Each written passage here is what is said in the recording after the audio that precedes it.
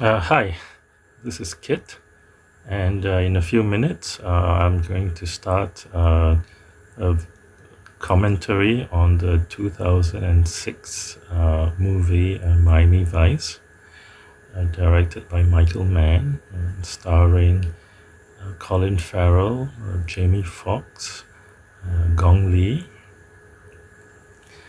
Now, it's a good movie, but didn't do that well at the box office. So the way Hollywood works is that there isn't going to be a sequel, there isn't going to be a remake. It was, of course, based on the TV series from the 1980s, which Michael Mann was the executive producer, but basically he would be what would be called the showrunner today. Uh, he's the guy who was actually overall in charge. And the TV series was rather, I wouldn't say revolutionary, but it did start some trends. One of them was using rock music in the soundtrack. Even right from the start, the pilot is famous for this sequence where they're driving the sports car at night, and it's this long sequence, maybe 2 minutes, and Phil Collins' song "In the Air Tonight" is playing as a background. So it's like a music video right in the middle of the episode, which it's pretty common today. But Miami Vice was the first to do it. I mean, TV series like Cold Case, they would do it, but they would always do it at the end. Cold Case, when this case is solved and you're going to arrest the bad guy, they play some pop or rock song. And this 2006 movie does also make a good use of music from like Mogwai and Moby and some others. Just like mini music videos embedded inside the movie, and the effect of that is to create a very atmospheric movie that you can watch over and over again, because the music creates this mood that draws you into the environment of the movie. And this movie is also a bit unusual in that Michael Mann did a lot of research for it. He interviewed DEA agents to find out what the undercover, being an undercover agent really was like, what the drug trade was like. And so it feels very real. They use jargon or slang that sounds real, and there are a lot of like little operational details that also ring true. Unlike a lot of movies where they kind of seem to deal in cliches, you keep on repeating the same plot points or tropes over and over and again. This one seems quite original and fresh, at least in the details. And just a little bit, a little bit more background before we start. Just a little bit more. This is also interesting because this is actually at the start of the digital camera age. 2004, 2 years before this. These are, of course, the release dates. So the production date is about 1 or 2 years earlier. Well, in 2004, Collateral, also directed by Michael Mann and also starring Jamie Foxx, was one of the first major Hollywood movies shot entirely on digital. And Michael Mann did that because Collateral is shot almost all at night, and the film stock at that time and even now it was not sensitive enough to shoot at night without a lot of additional lighting, and which would just blacken out the background, which is why he did it. But if you look at Collateral now, from a very technical viewpoint, you can see a lot of grain. It's very noisy. Most people won't notice it. So this is 2 years later, and I guess the camera should have been better, but it's still some of the night shots you can see it's pretty rough. So yeah, that's one thing to look out for if you're interested in the technical side. And 2 years after this movie came out in 2008, that's when the DSLR movement in movies really took off. That was when Vincent Laforet released this short movie called Reverie, Reverie. You can search for it. And he shot that with a Canon 5D Mark II. And everyone was simply blown away by the low light performance. And like, he had this shot of this car crossing the Brooklyn Bridge, and he had some major Hollywood cinematographers ask him, how did you light the bridge? Because they've actually shot at the Brooklyn Bridge before, and he told them, I didn't light it. It was all available light. And they were shocked. So in 2008, even these top Hollywood cinematographers,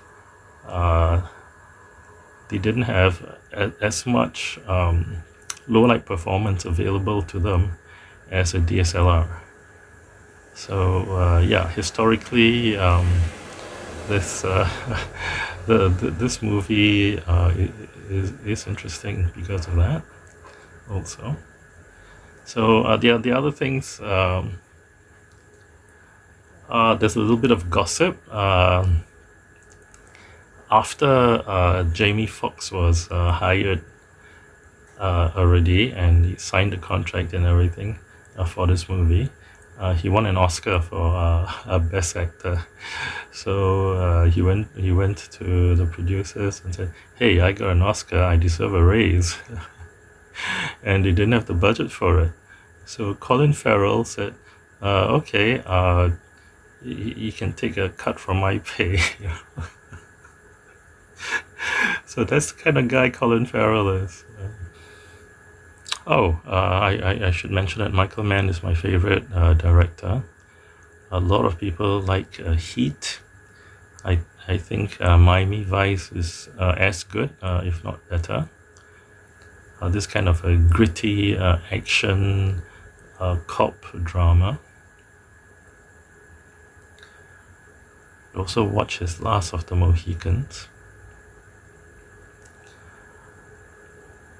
But don't watch Black Hat.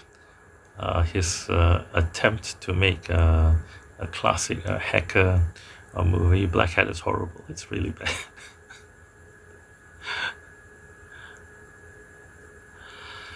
Okay, so this I'm watching. I'm going to watch this on Netflix, and this is, I think, the theatrical release. It's 2 hours and 12 minutes long. There's also an extended release, which I had on DVD, and that one starts off with a speedboat race. So if you're watching one that starts off with the speedboat race, the timing will not match with this one. This one starts off with them in the disco, and Linkin Park's Numb playing. Yeah, it just goes bam. It starts with Linkin Park right at the start. This is the version that we're gonna start watching. Oh, and Gong Li doesn't really fit into this.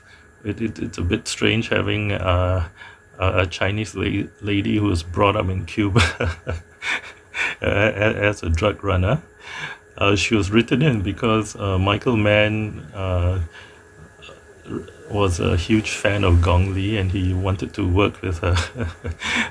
That's why she's in the movie.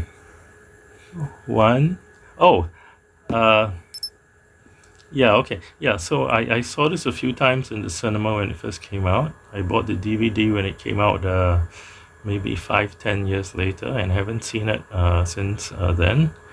Yeah, I haven't seen it for maybe 5, 10 years.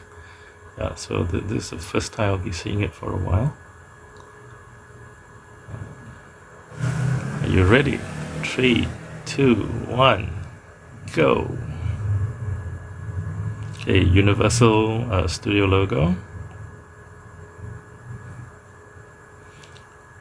You should be able to recognize the studio logo before the word comes out. If not, shame on you.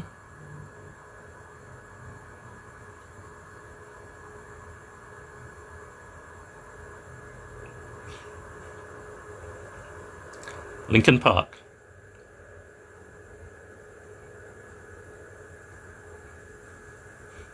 I know this is not the pure Linkin Park version. This is with Jay-Z.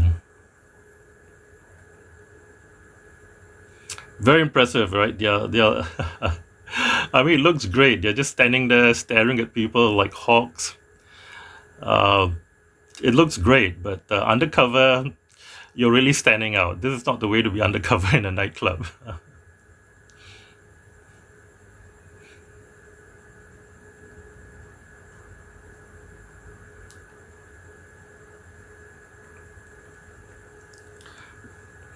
The TV series had these like okay. Watch the scene. Switek setting up the TV camera. It's a handheld camera, and it's very simple, but it looks just very dynamic. Michael Mann likes a handheld, not shaky cam. He doesn't shake it on purpose. It's just handheld.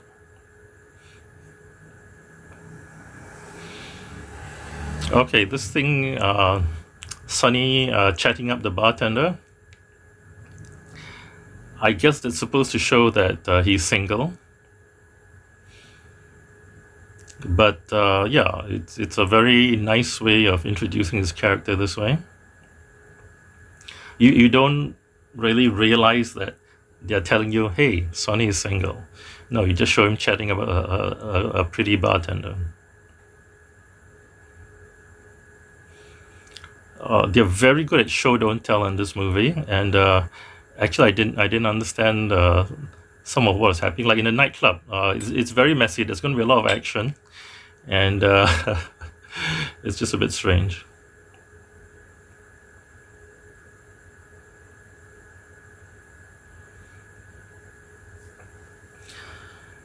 Basically, they're trying to, I think, this is undercover sting operation to get a pimp or to get the pimp's customer. I'm not really sure.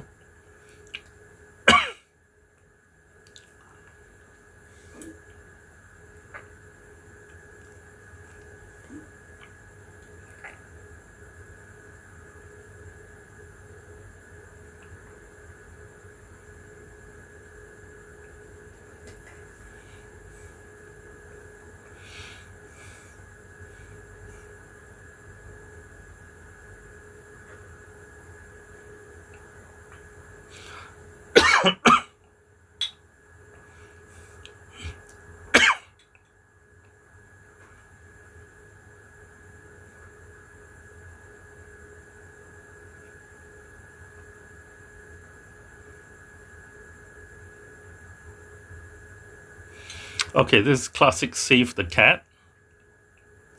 The idea is that you show your hero doing something nice, and this is Tubbs saving this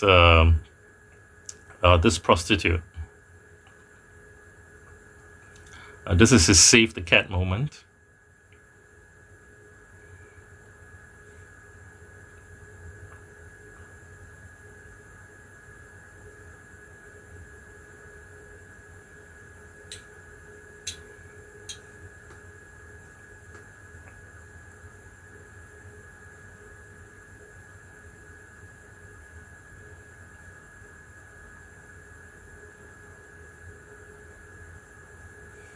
I remember this is 2006, so all this kind of like video monitoring was still kind of like high tech, even though anybody could do it now with a handphone.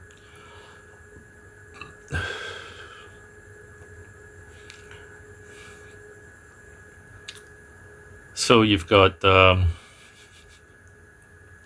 Tubbs showing off his fighting skills also, and Sonny Crockett is Colin Farrell is helping him. This is showing their teamwork.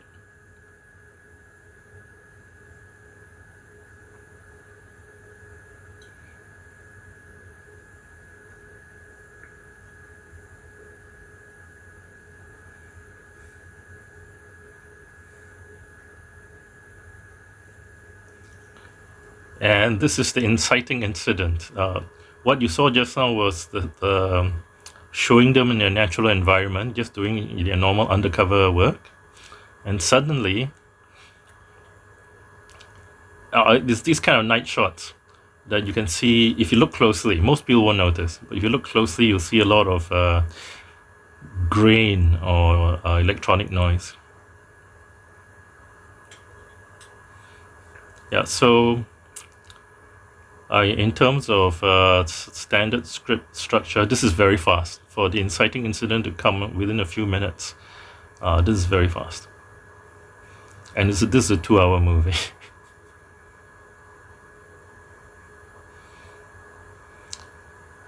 And the implied thing here, the show don't tell, is how close they are with this informant, their ex-informant, who they haven't seen in 6 months, who they've transferred over to the FBI. And this informant, instead of telling the FBI who is running him, when things really go bad, he goes back to these two, because these are the guys that he trusts. And this is based on Michael Mann's research, because in real life, the DEA agents, they did become really close with the informants. Okay, the guy with the tattoos looking at the fridge, this is foreshadowing. These are white supremacists, neo-Nazis, which we will see again later.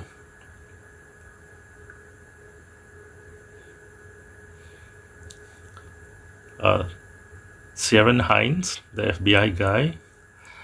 I don't know why they call him Fujita. He's Irish. Fujita, I guess, is Japanese. Oh, okay.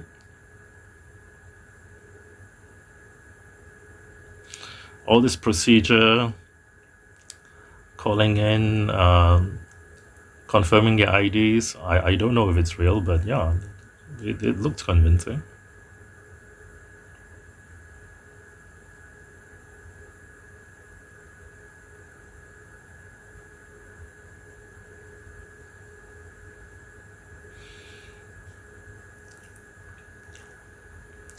It's a bit strange. Why did he say 11:47 p.m. on Saturday night? Why do you have to, why does he have to say that? Unless he knows like the call's being recorded, he's doing this for his alibi. I don't know. Meet and greet, very nice jargon.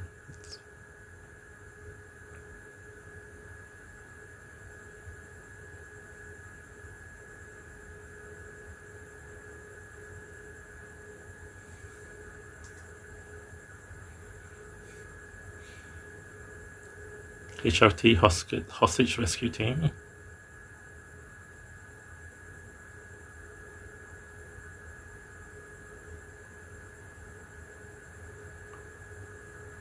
You know, all these names, well, they sound good, sound real.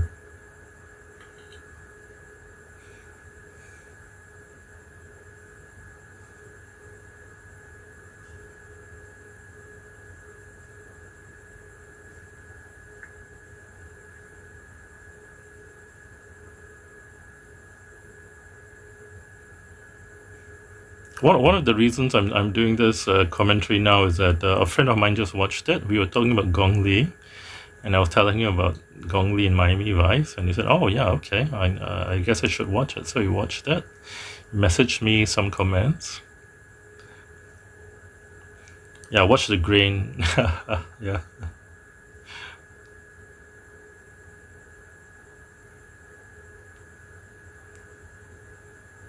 nice. The names of the drugs, I haven't heard of them before.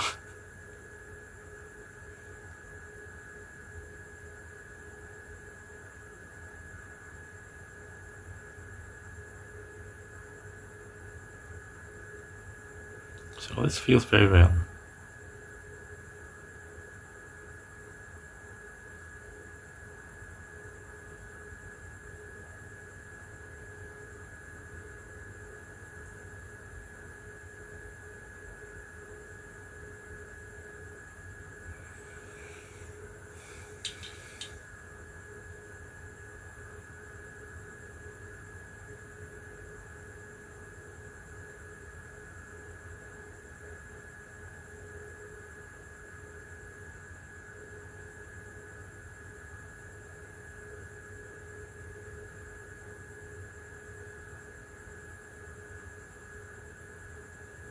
They shouldn't have panicked. I mean, it could have been could have been a test. The sniper rifle is a 50 caliber Barrett. They actually shot this. They actually used a 50 caliber and shot it through the car. They put a camera in the car, and those are the real effects. Of course, with dummies, not with people inside. 50 caliber is way overkill, but it's dramatic. Yeah, like the RIA in the UK, they got hold of a Barrett also, and it scared the hell out of the British Army, but it wasn't necessary. It's overkill. It was mainly psychological.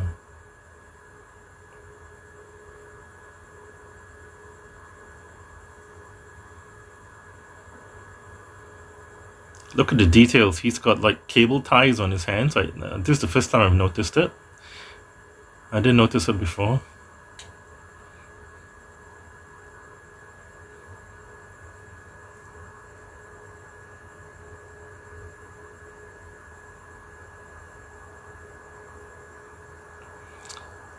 The collar around her neck, that's an explosive device, which you will see later also.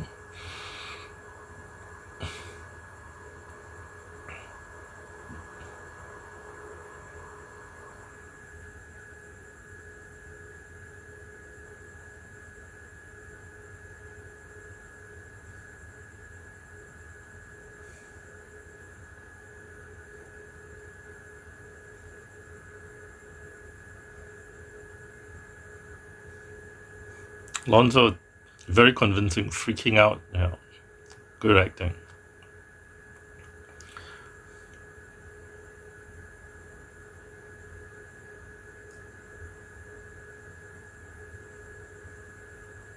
So you don't have to show a lot of blood and gore to get your point across. You can hint at it.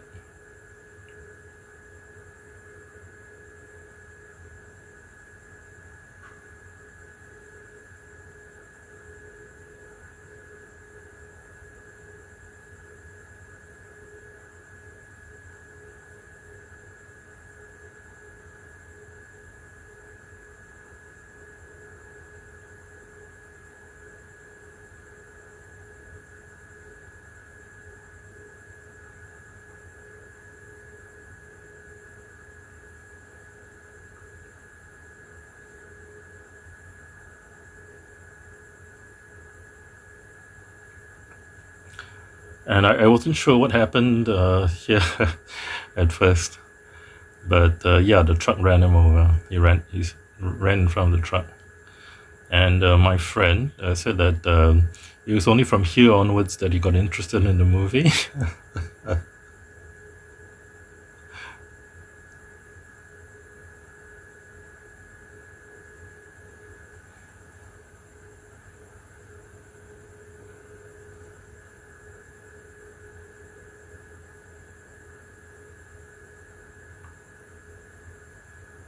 Right, you don't really see this in other movies, right? The undercover cops getting so close to the informants and not making a big deal out of it. It's just really show don't tell.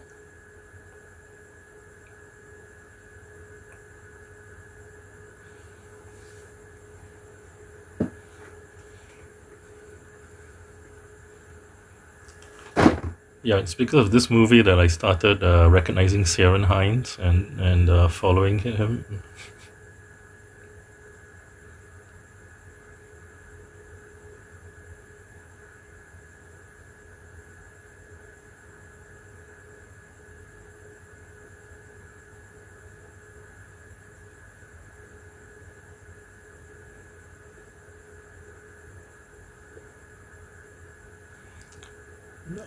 This plot thread doesn't really get resolved.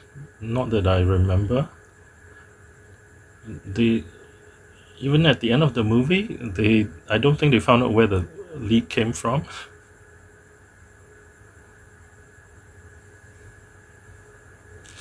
The lightning in the background, I listened to the DVD commentary by Michael Mann, and he said that the lightning in the background was real. It was really there. They didn't put it in as a special effect.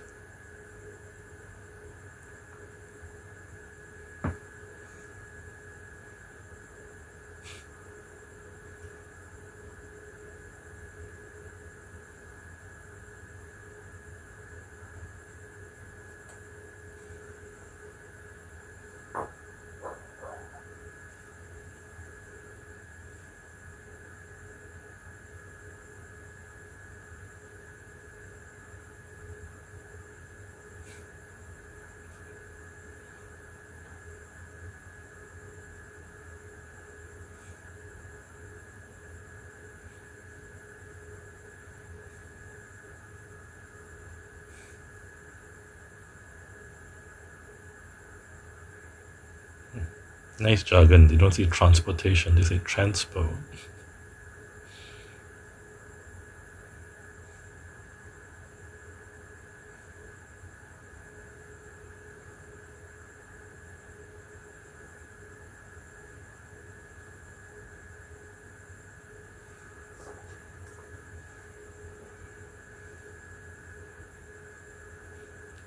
FLIR is a forward-looking infrared. AWACS shot it? I don't think so. That's not what AWACS does. AWACS is mainly radar, not FLIR. Not at such close range, no.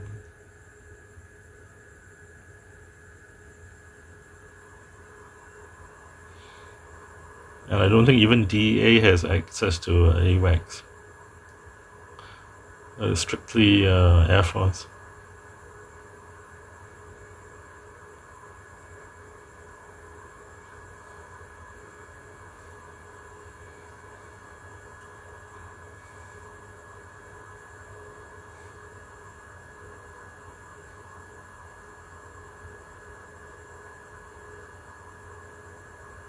Skill sets. Sounds good. Skill sets. Sounds so cool.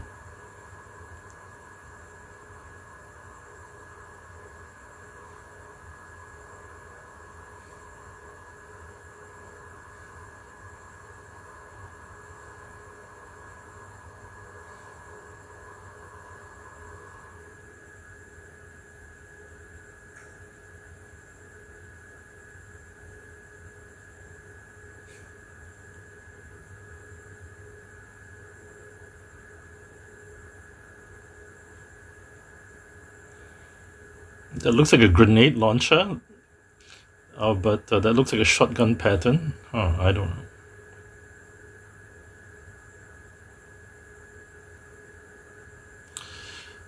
Yeah, what if they actually had to shoot the guy?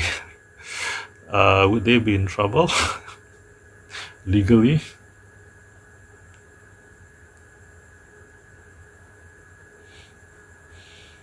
I mean, robbing, I guess they can have legal sanction to do it, but if they happen to have to kill. Why does he take off his mask now? Come on, they could have security cameras inside.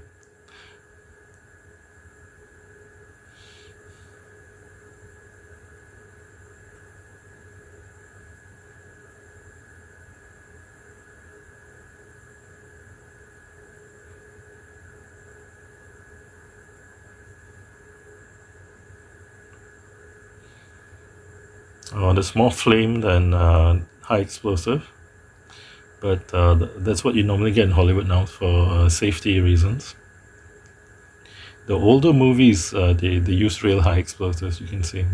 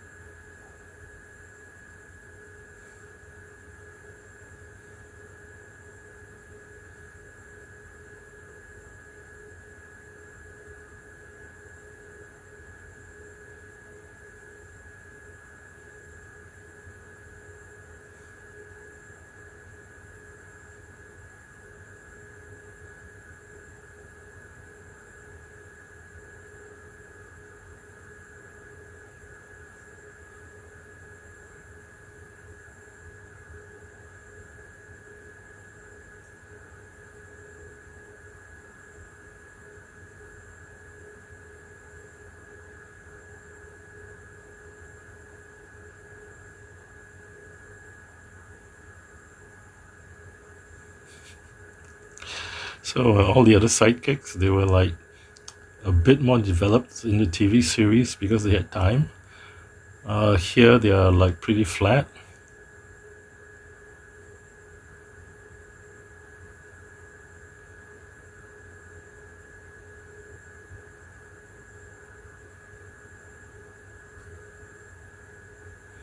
I think this guy is a British actor.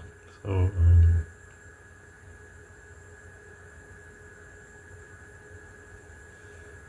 okay, this is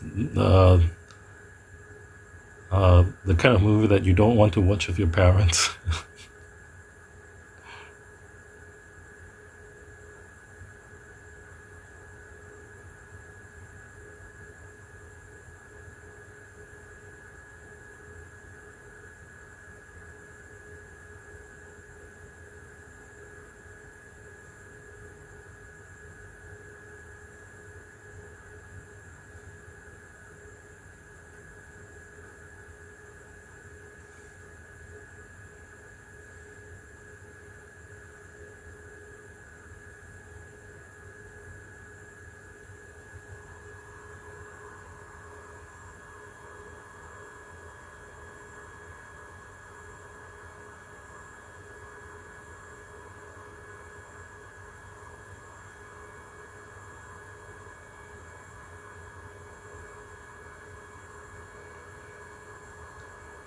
Yeah, so movies, you will shoot it so that nothing important happens in scenes like this, so that it can be cut out for like maybe PG-13 rating without losing any of the story.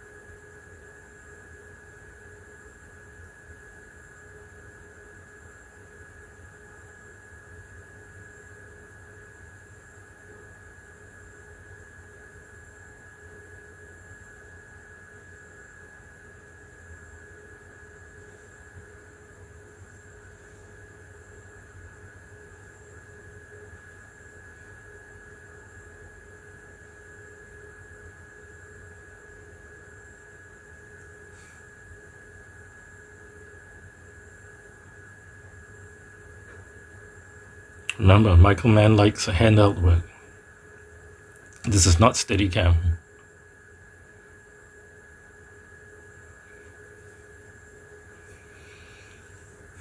I mean, obviously, if he wanted to, he could have gotten Steadicam. It's not a budget issue or anything.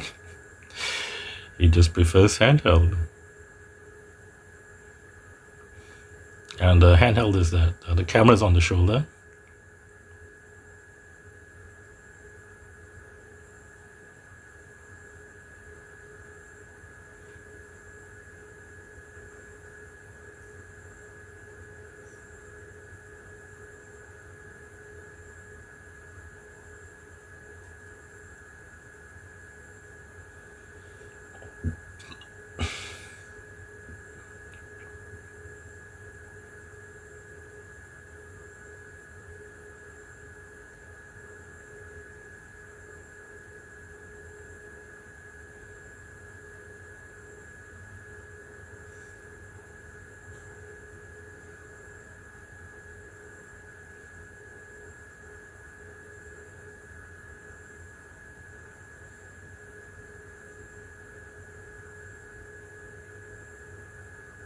Jose Yarrow, really great bad guy.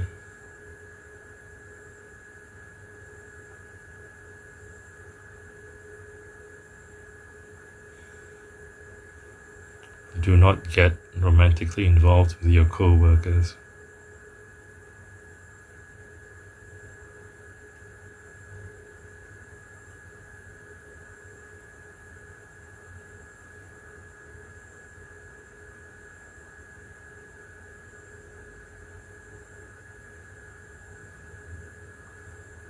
Oh, beautiful shot. Look at that. I mean, they went through all this. I do not think this is CGI. I think they did this for real. Imagine the trouble they went through to get this off.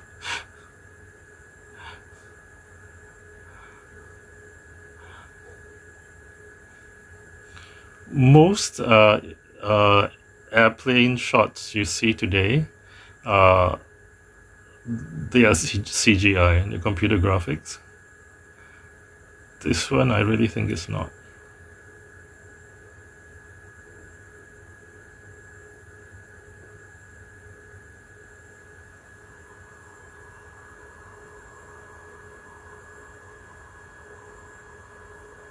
Nice atmosphere, all right.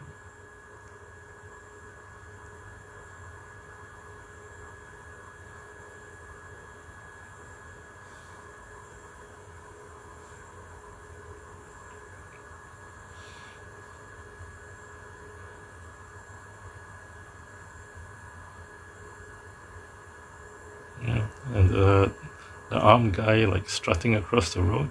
It's so it's so weird. It's so interesting.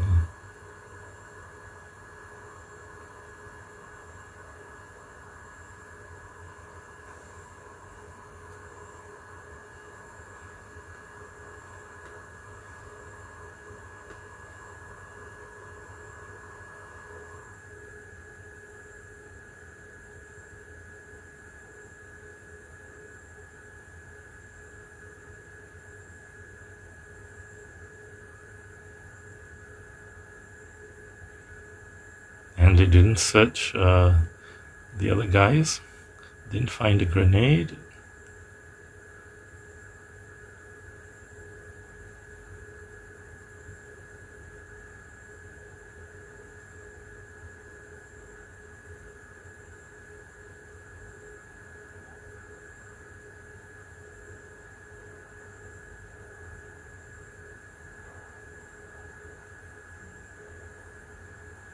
Yeah, how come these guys aren't searched for weapons?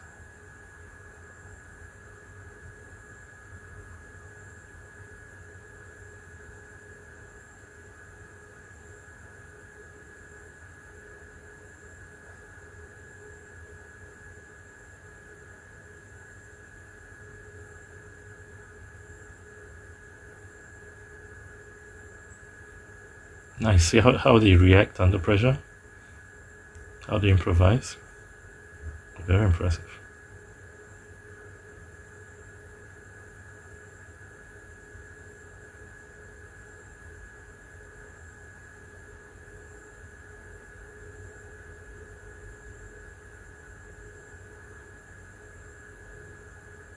You should have shot him straight away. Don't give him time to fool around with the grenade.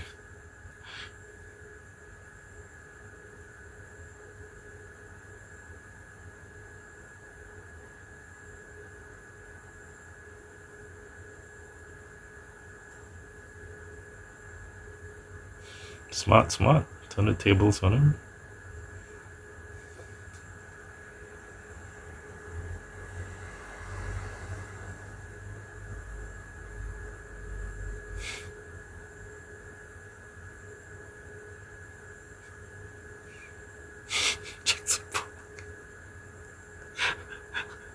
Use the drip painter in case you didn't know.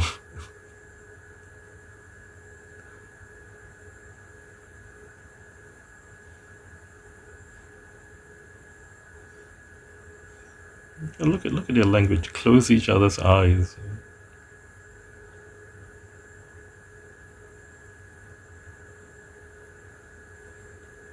And Gong Li makes her appearance or entrance.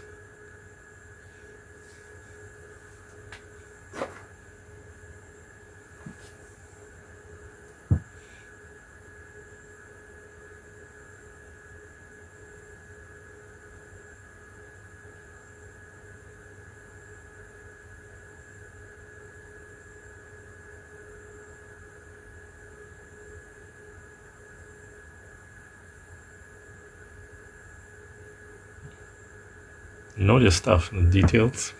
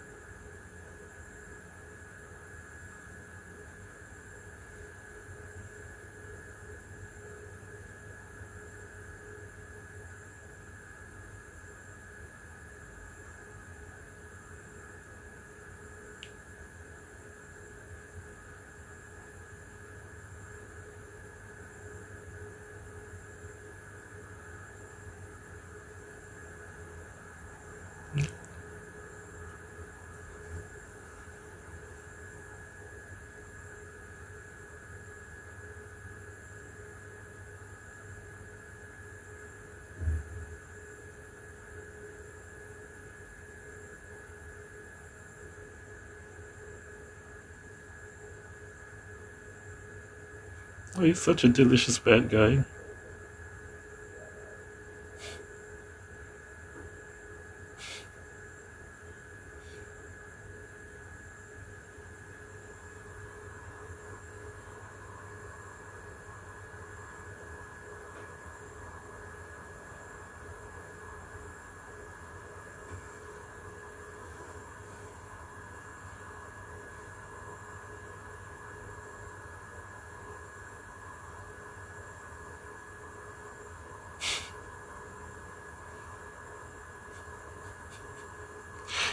So is he serious or is he testing them?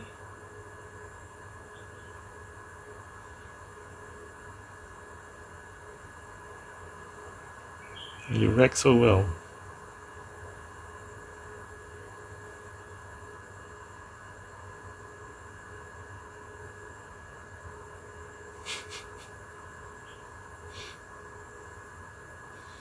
Scary, scary.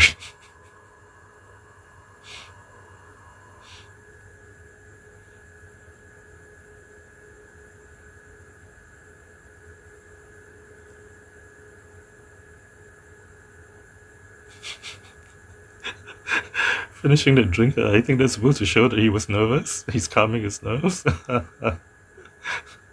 So he must have been scared by them and or the grenade.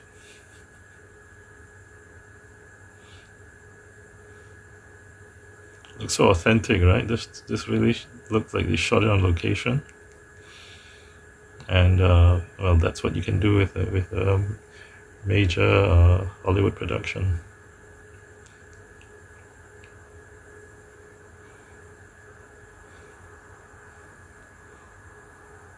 Even here, handheld camera.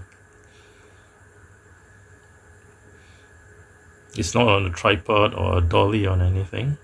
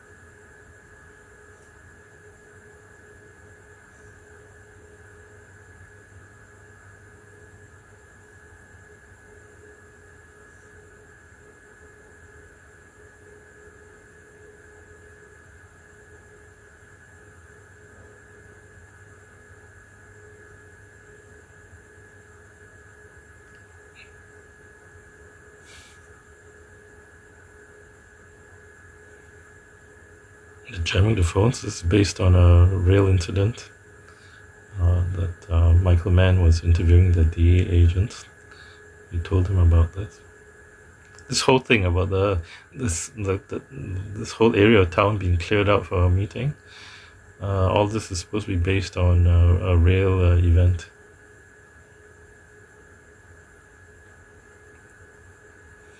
And that's why it feels so authentic, right? This kind of really unique details that you don't see in other movies. Because he did his own research.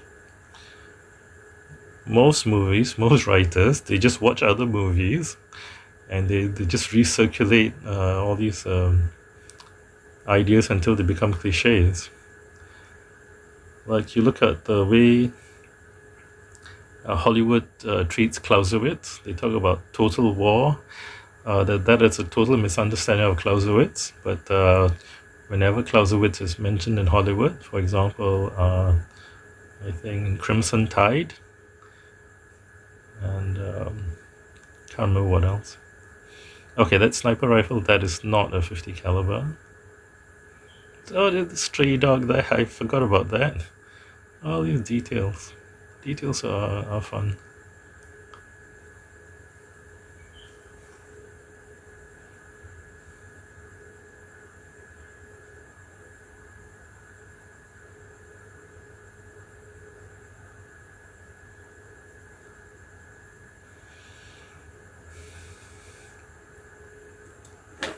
So the big boss is actually less impressive than Jose Hierro.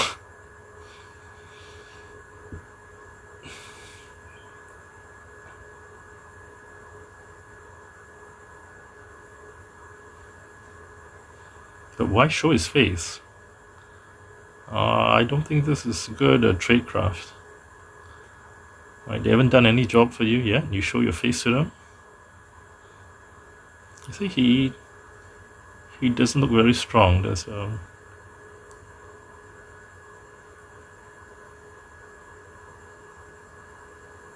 but he's got good lines.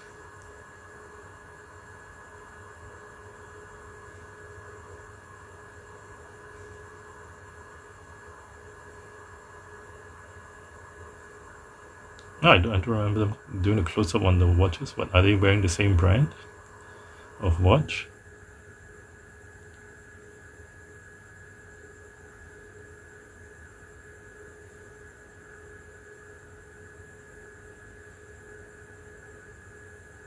Oh, is that a threat?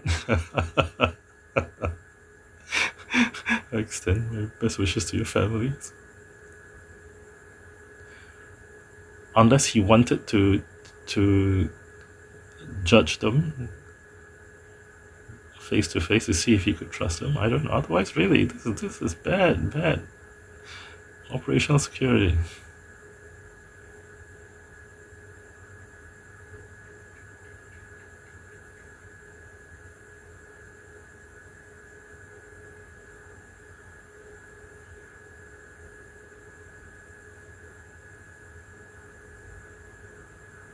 And he didn't tell anyone where they went. It's too dangerous. So these, yeah, this takes guts. And hinting at a future relationship between these two of them looking at each other at a distance. Nice.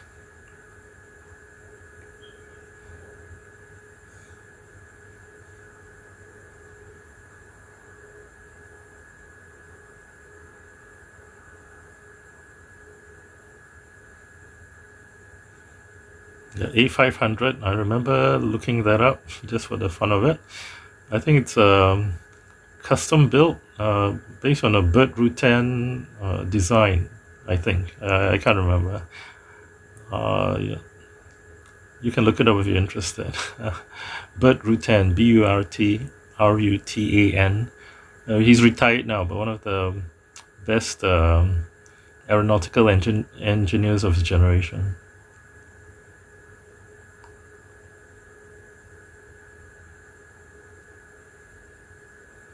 Look at it. How did they get so close to the plane? That is not a telephoto shot. It's like they got a helicopter or something. Snuck up right on the guy's tail. This is not see. Look at the clouds. Beautiful. I mean,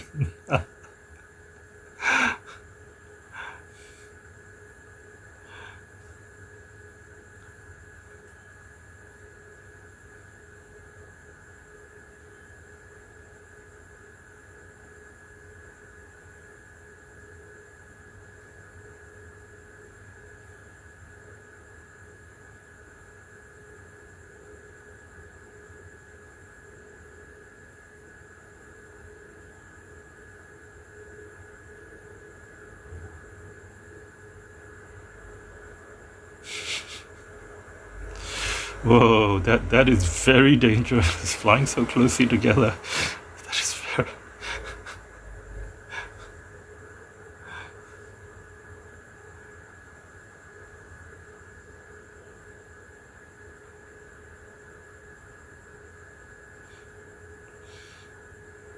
I don't know if this is real or not, but it looks convincing.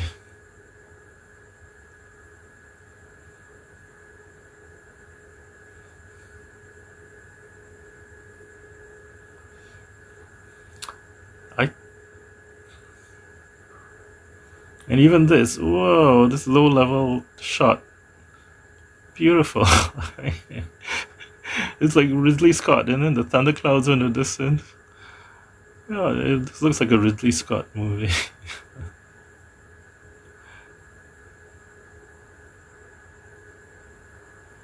That's a satellite phone though, with the monster antenna.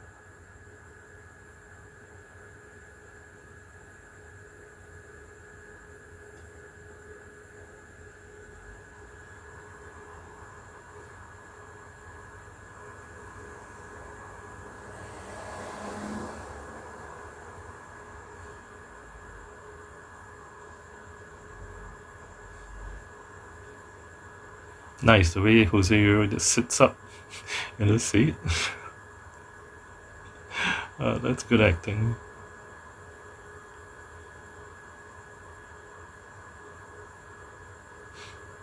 Nice, a detail, right?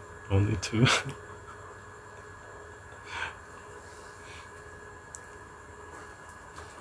Shows you their procedure, their tradecraft, their operational security.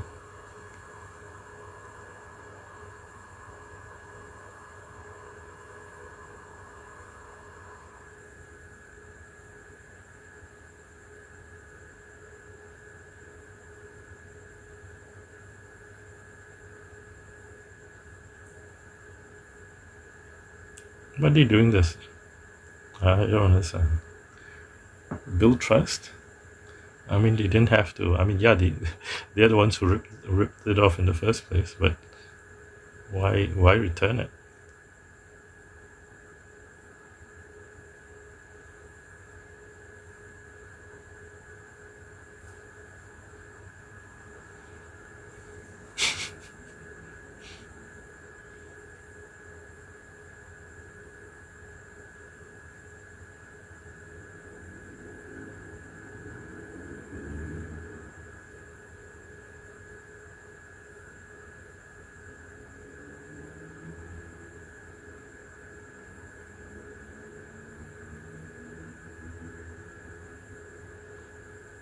Like Gong Li's acting, not.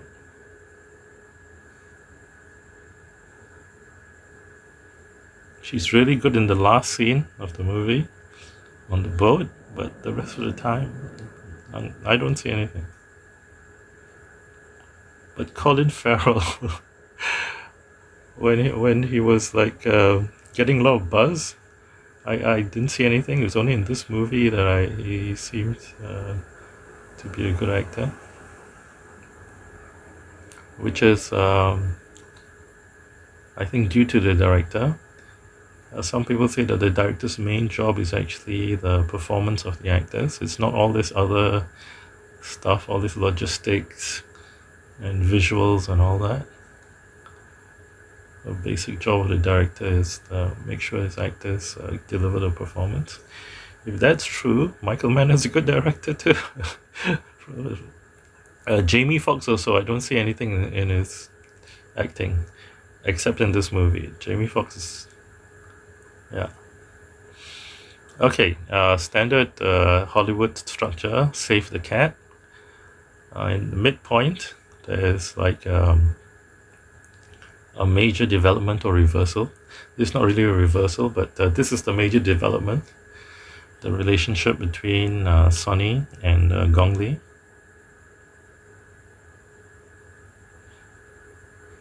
Or was it for this? Was this planned? Or is he horny? Is this why he went to the trouble of returning the drugs?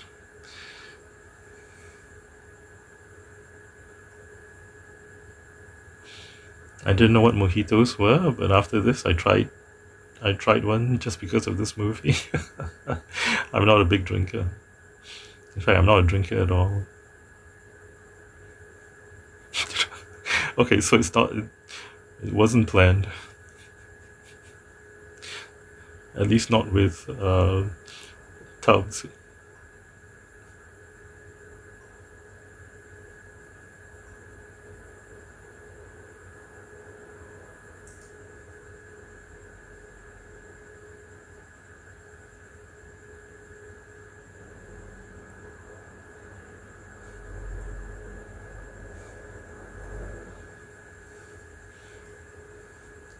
So this whole speedboat sequence is like a music video. This is back to the original Miami Vice TV series kind of atmosphere.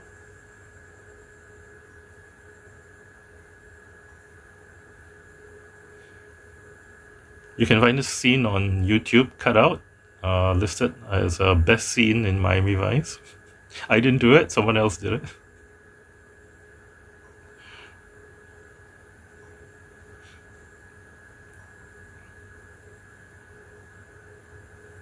I think this is a Moby song, I'm not sure.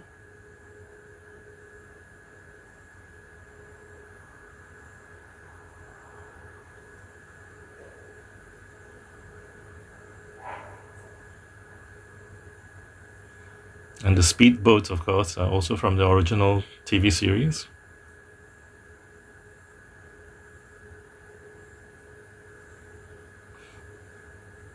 I think I like this song because of the sequence. I wouldn't normally have liked it otherwise.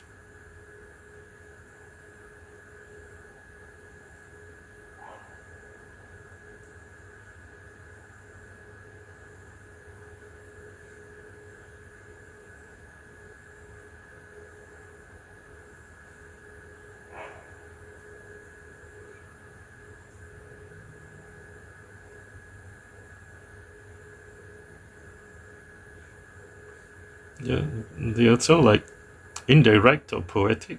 To have a house to live in. That's a strange way of putting it.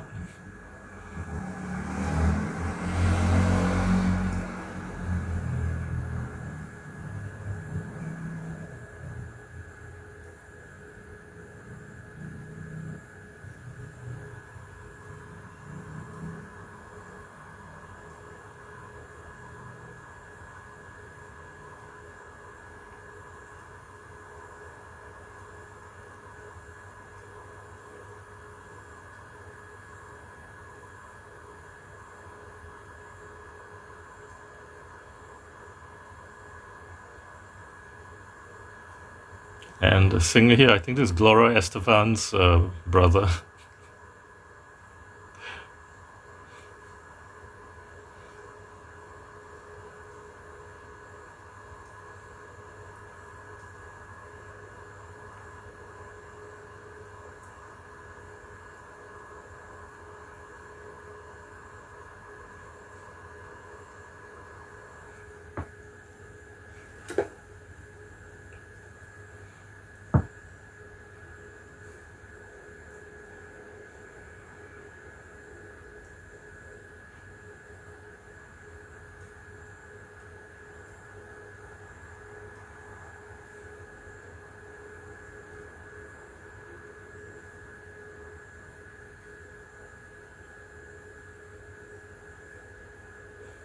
So Gong Li is like so standoffish, you don't.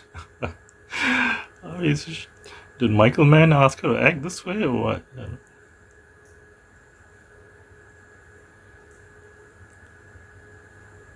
I mean, what must Sonny be thinking? Is she reacting to him or not? Because from what I can see, she doesn't seem to be very into him.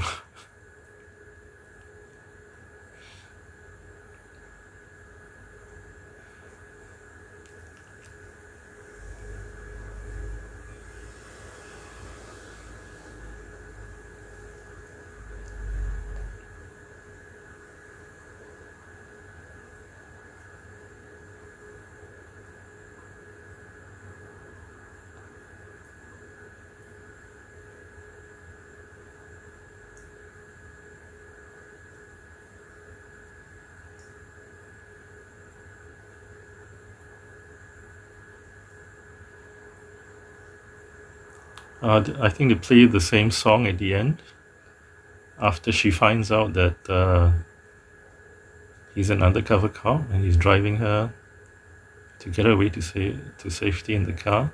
I think it's the same song.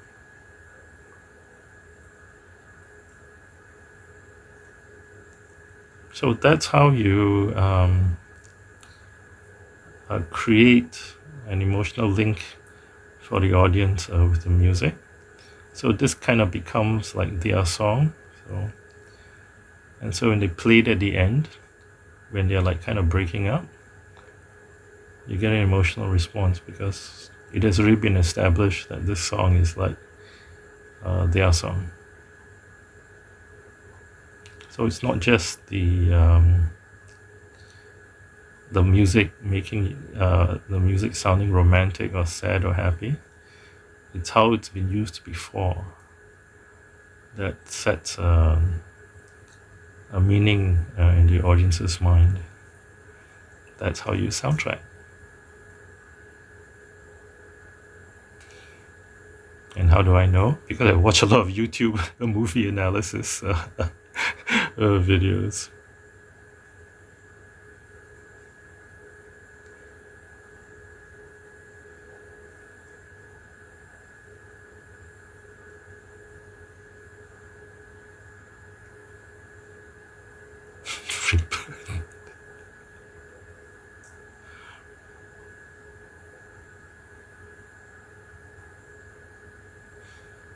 I look at her, she doesn't seem very into him, you know.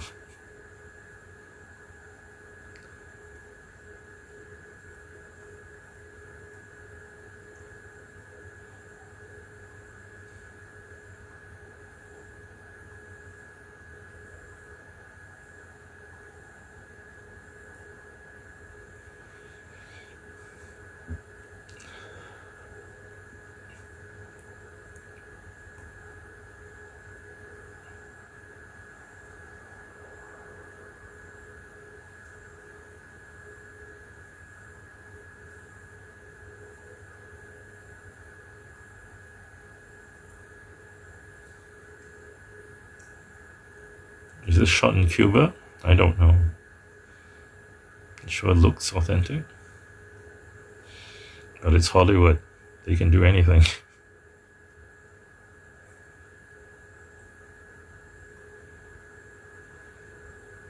Yeah, so what's he trying to do? So is this part of a plan to get closer uh, to the organization? Or really is he can't help himself?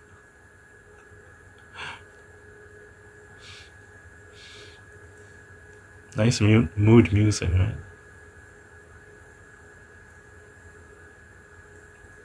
The thing about Michael Mann is that he always chooses his music beautifully. Look at the sky. Is that CGI? Is it manipulated? Can't be this beautiful in real life.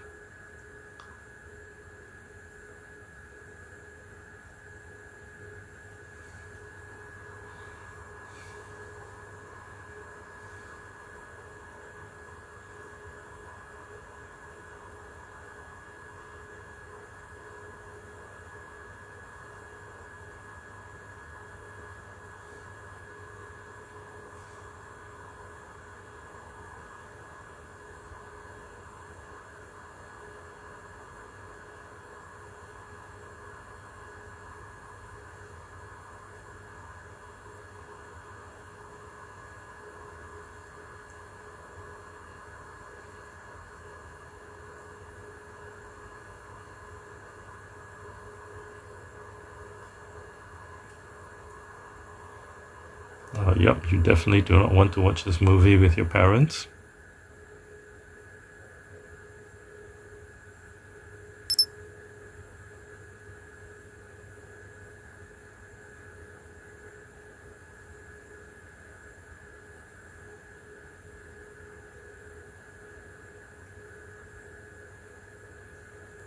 She seems so jerky and angular here. Really, like, really uncomfortable.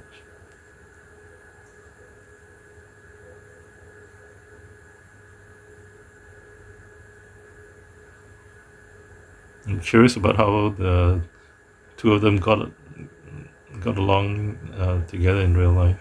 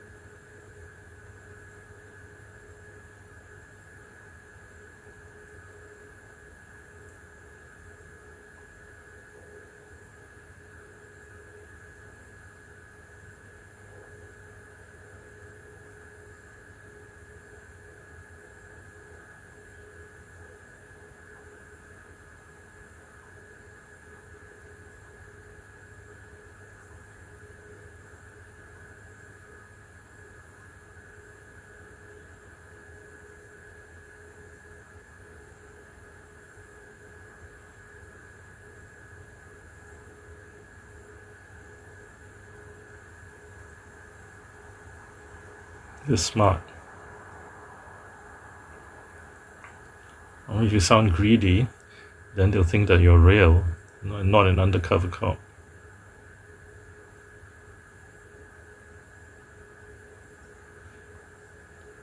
It's like Ronin.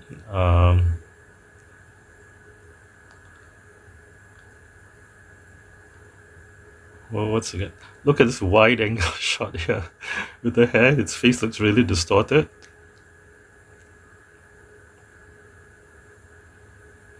Yeah, Ronin with Robert De Niro. He keeps on asking for more money, but actually he doesn't need it because he's actually undercover. But it really convinced people. It really convinced me, the audience.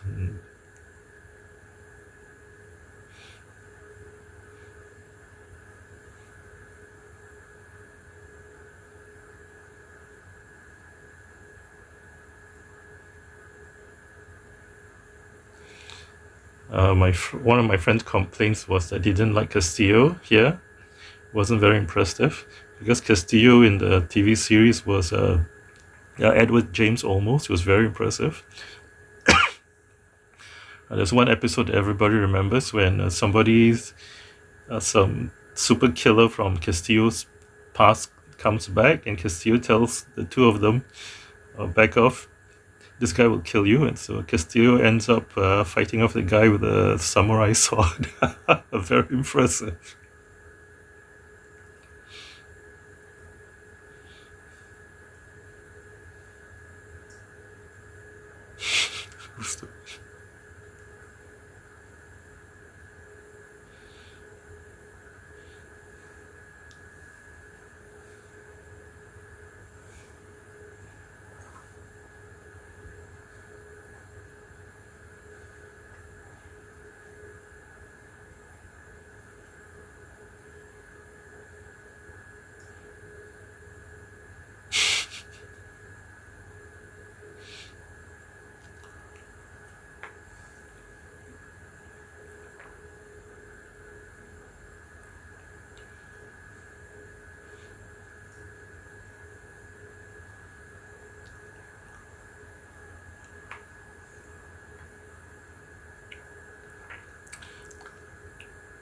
That's a nice phrase. Eliminate the operations from the inside, and that really stuck in my mind.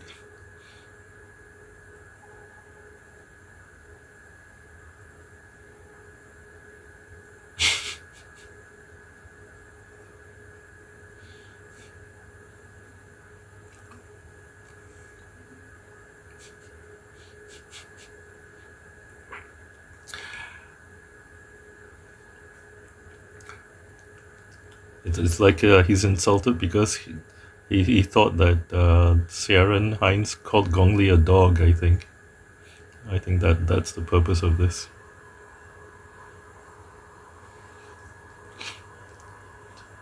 To show that he got personally involved.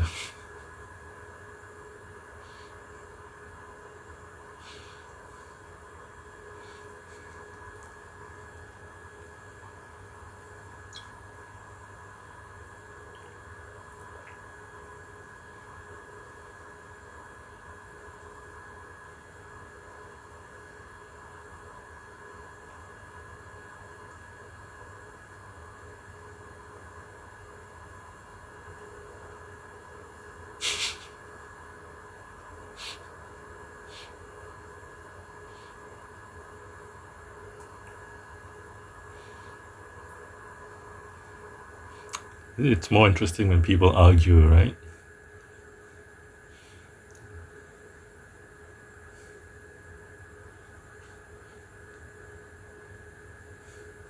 And Tubbs noticed music's Mogwai. This movie introduced me to the music of Mogwai. I mean, Michael Mann knows his music. Just a short bit here. They went to all the trouble of choosing the music. Beautiful music. Mogwai also does the music for the last scene with Gong Li on the boat. That's called the Auto Rock. I can't remember the name of this one.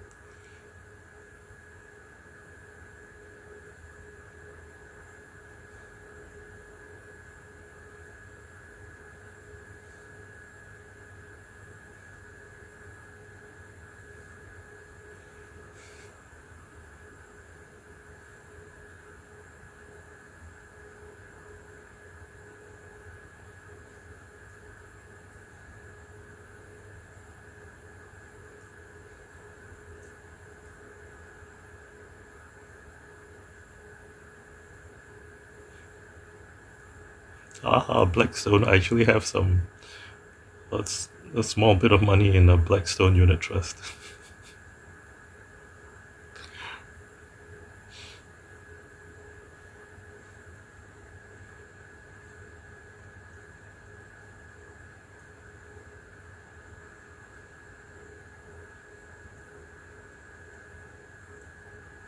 Sonny Burnett is his standard cover name. It was the same in the TV series.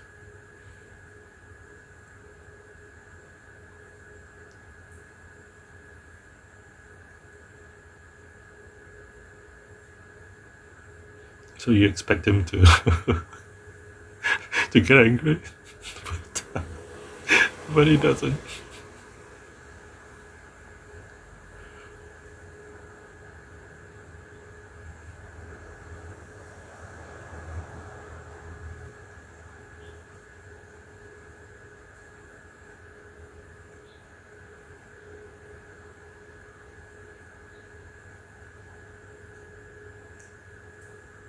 They're so poetic.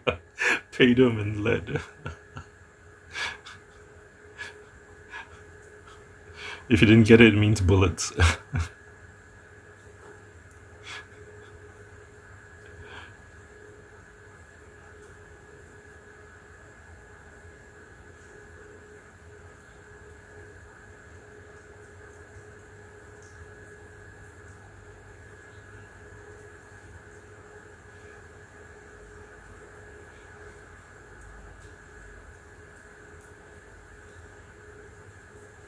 Close the eyes. This was Tubbs' term when he was meeting Jose. So is it like a standard term in these circles?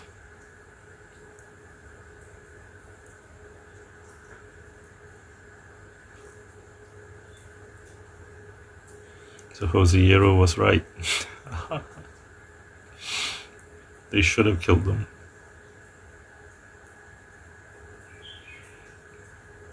And he trusts her. She could have picked up something from him, some unsociable disease.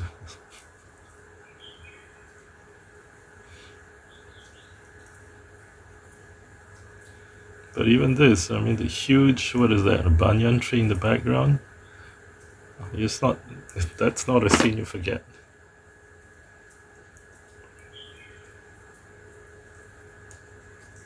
The little wings in front, those are cannot.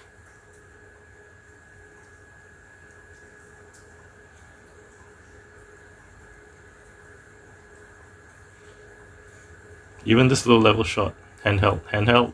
See a little bit of jerk.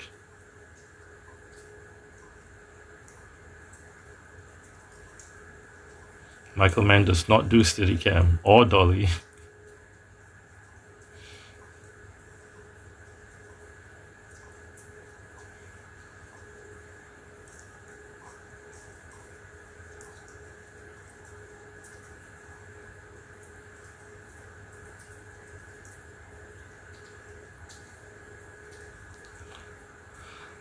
The one thing that they kind of failed to sell in this movie is this physical attraction between these two. It just doesn't come across.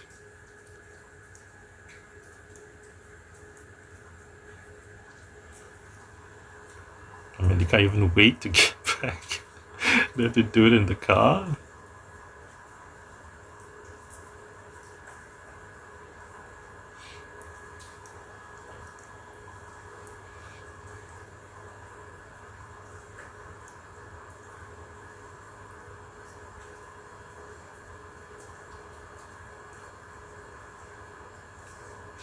Medellin, famous drug town.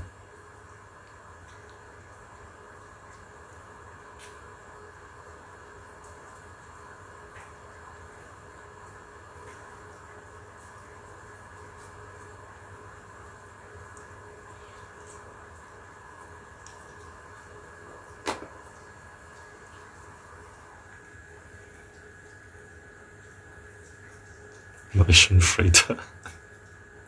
I'm Malaysian.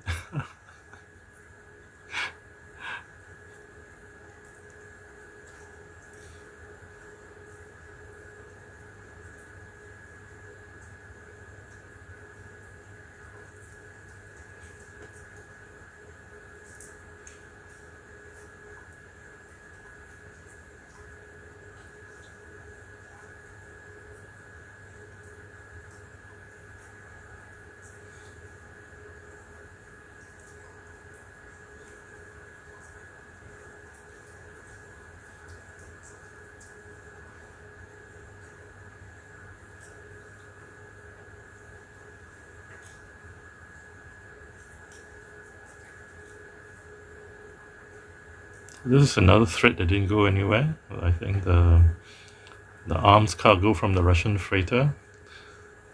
It's like a little subplot, but doesn't go anywhere.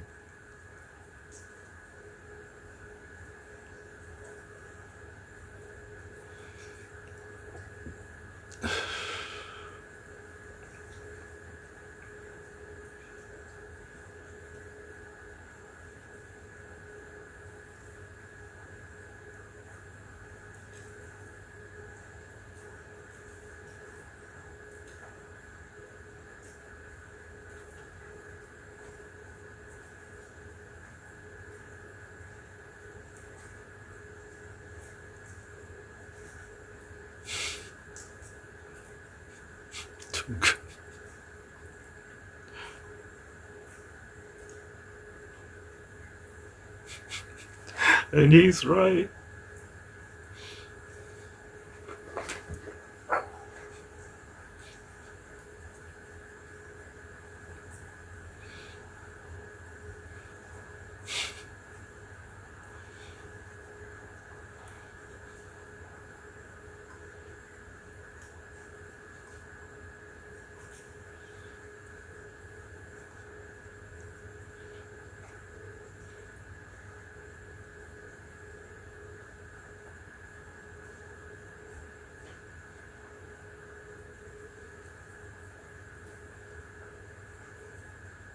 Oh, Trudy sees something. She knows there's something going on between the two of them. I didn't notice this before. I didn't notice Trudy noticing.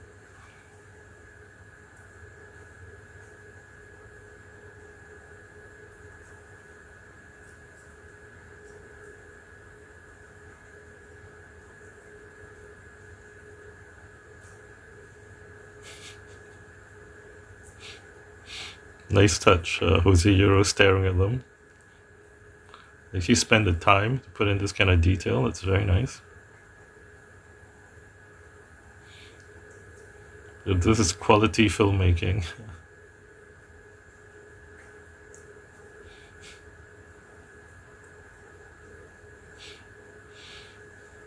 Right? Show, don't tell.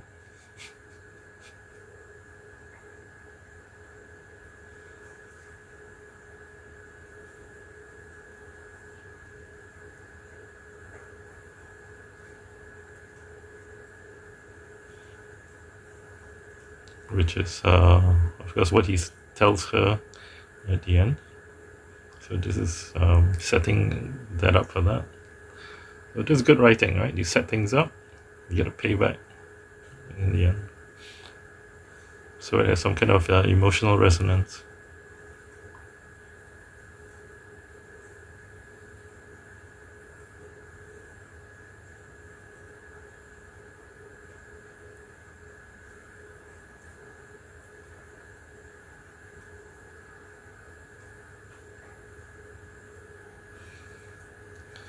Likes her, he's warning her, he wants her to get out.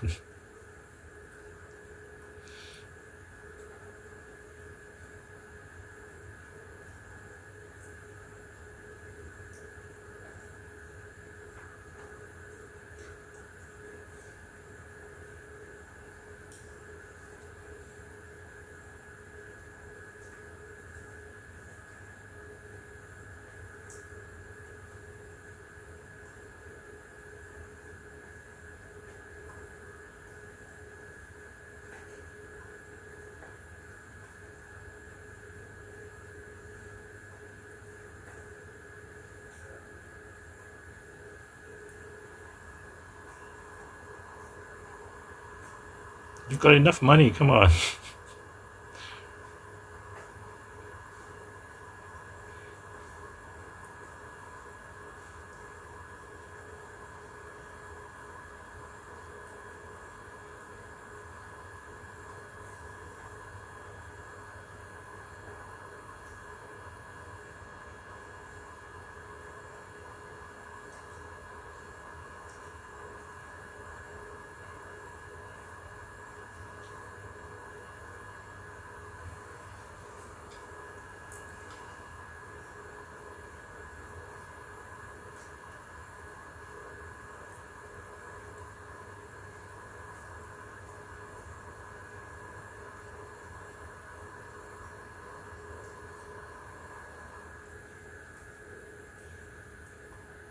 Fujima. I thought it was Fujita. No, sorry, this Twister. Fujita scale for tornadoes. Sorry.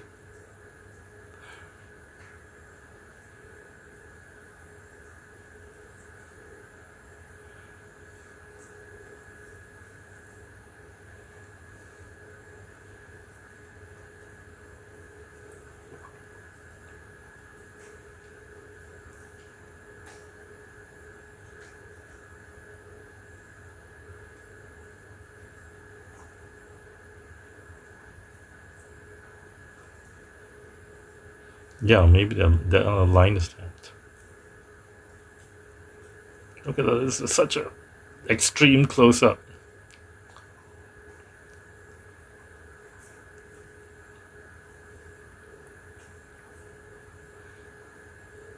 It's really old style.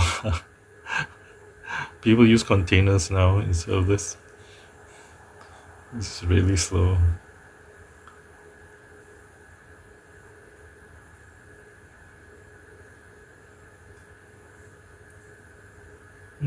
Nice mood music. Really helps set the atmosphere. Very atmospheric movie.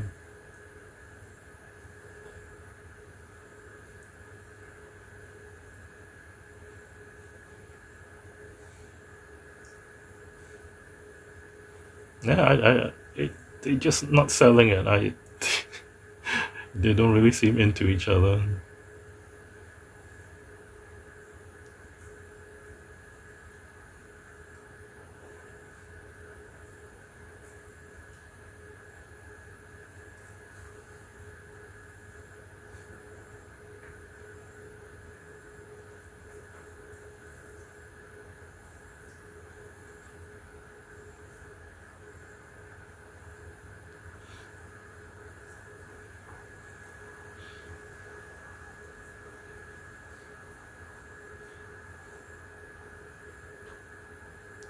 Load on Tuesday. So Tuesday was which department? I can't remember, but yeah. Anyway, that was the leak.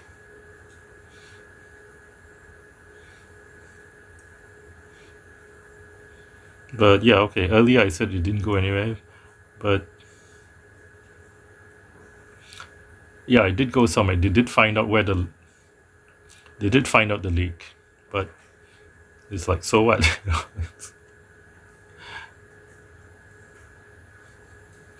Odessa is in Russia.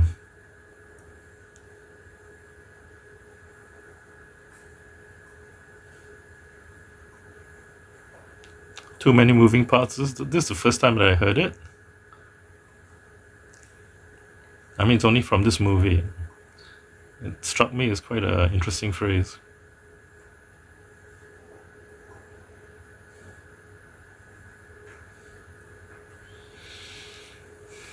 I guess there's no closure for this because they don't show the actual leaker getting caught. So you feel like it's somehow hanging in the air somehow.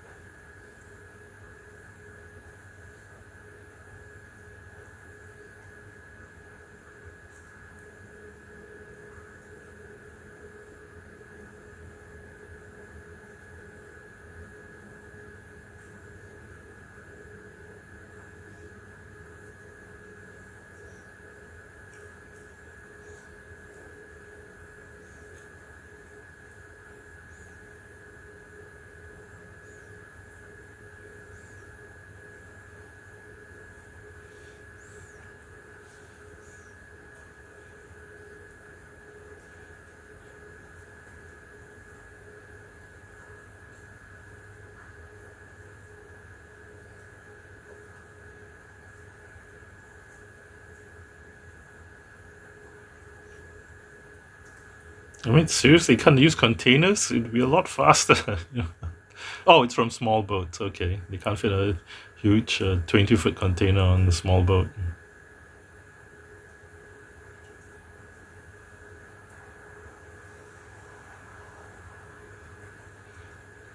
I think you might call this going into the third act now.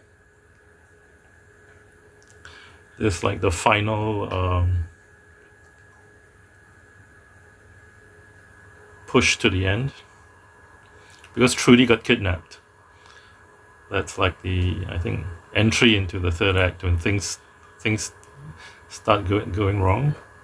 So yeah, I think we've got about 20 minutes left into the movie.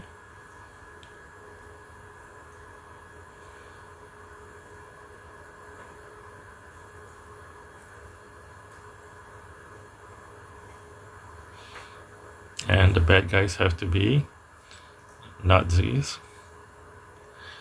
or Russians or something. Hollywood doesn't dare to put anybody else except for white guys as to be the really nasty bad guys, even back then, in 2006.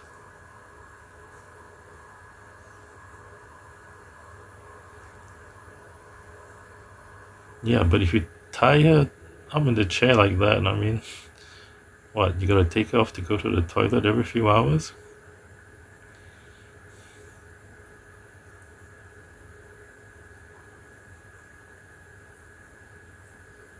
Show don't tell, right? No explanation, no, the bad guys not talking to each other, explaining things. They expect you to figure out what's going on.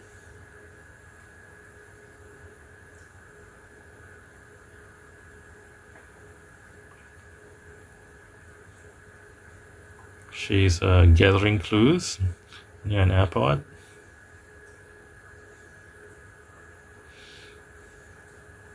That's a press check to check that there's a bullet in the chamber. You don't simply just work the slide because if there's already a bullet in the chamber, you'll just pop that bullet out.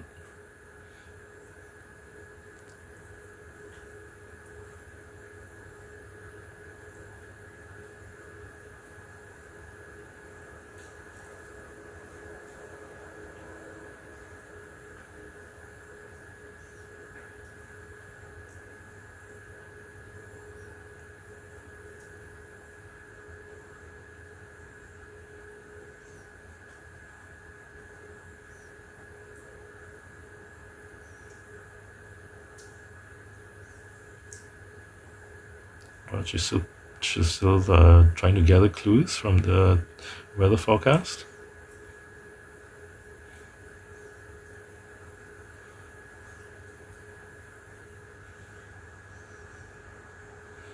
Oh, he's showing.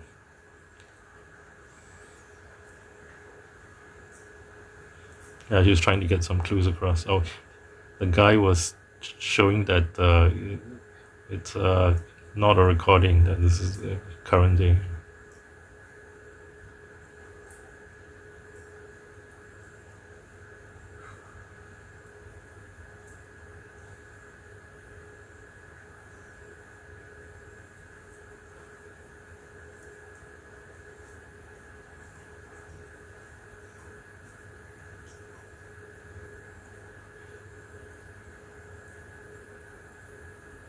So is it the cover has been blown, or these are just hijackers?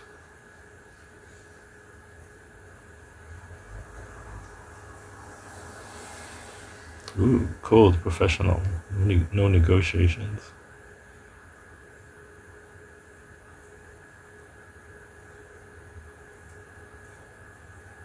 So what's Jose Hierro's plan?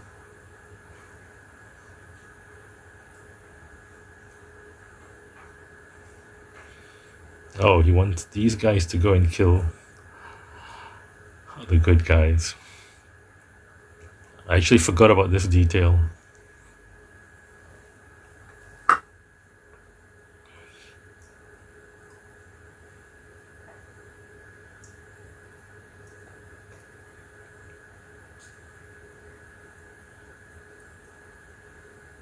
Helicopter shot for this. Spared no expense.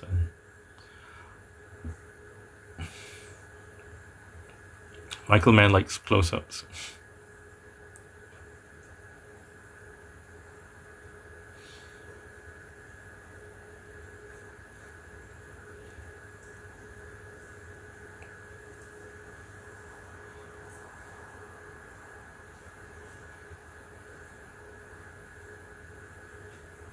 Oh, sorry, that's Zito, not Switek. Switek's the other guy.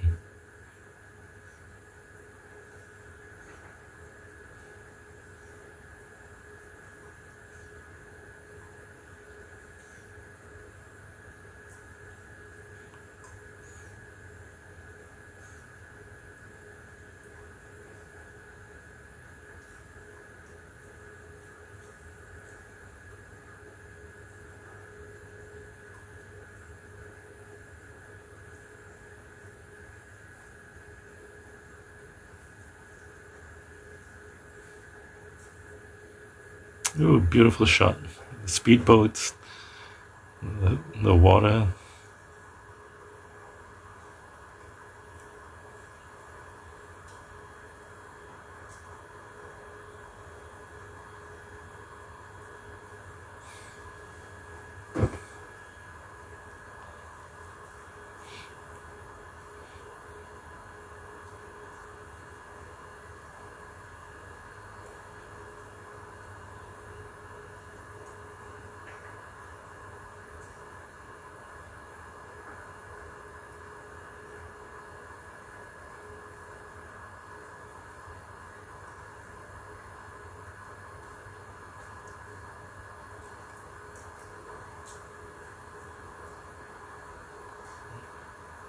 Did he?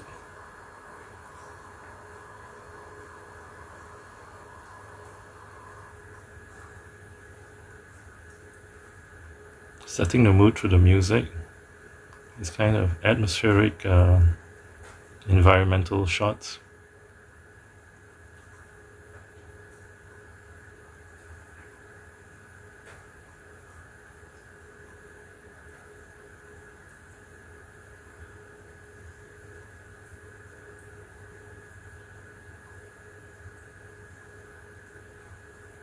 HF is high frequency, but can you really tell? Is it high frequency? Is it UHF? Is it VHF?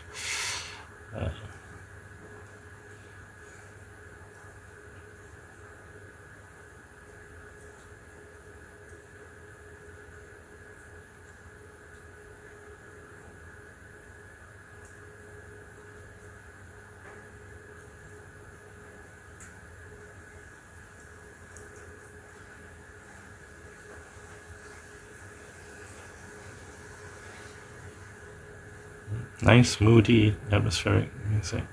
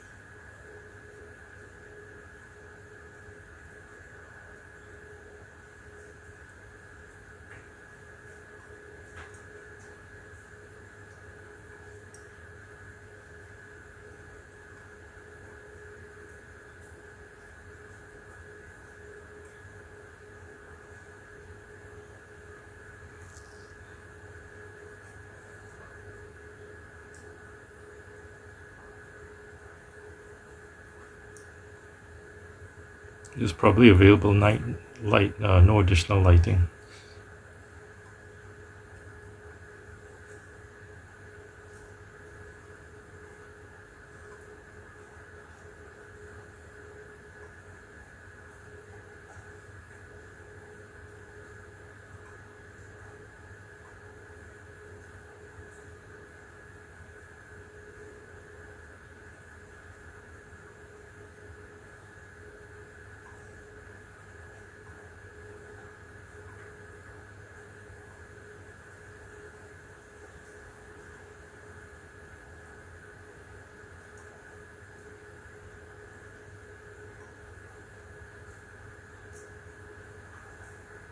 And then what? Did he kill him?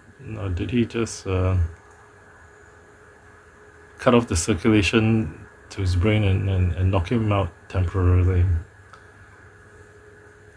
Because he just leaves him here, right? So what, he killed him? I don't think you're justified in killing him. But if he's not dead, you should tie him up and gag him, right? But what Michael Mann does is normally for his actors, he will send them through police training so that not only do they handle themselves well, it's also psychological, so that they actually feel the part to get a better performance, because they feel that, hey, I can really do this.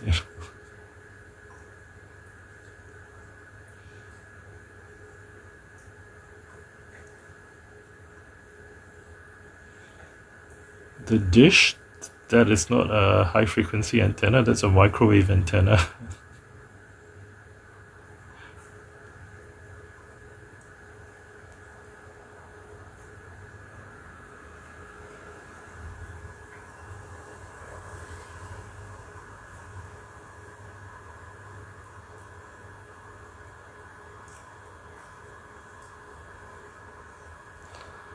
There's a website called IMFDB, I think, Internet Movie Firearms Database. You can look up what kind of guns they're using. I'm a bit of a gun nut, but I don't. Look how she faces outward. They're not just concentrating on the trailer. Very nice procedure. They're also facing outwards just in case.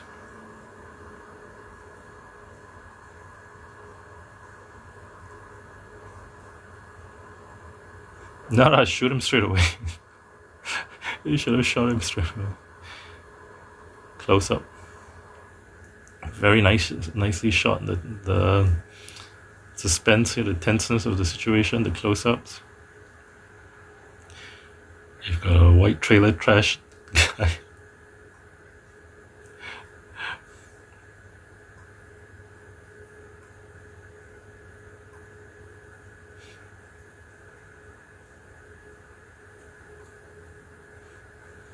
Right, and the guy reacts to his son getting killed. Details.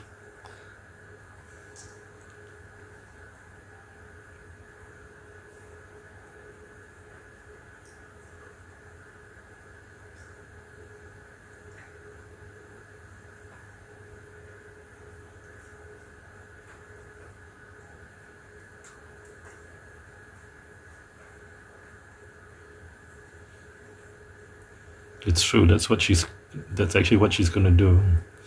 But she's also telling him in order to distract him.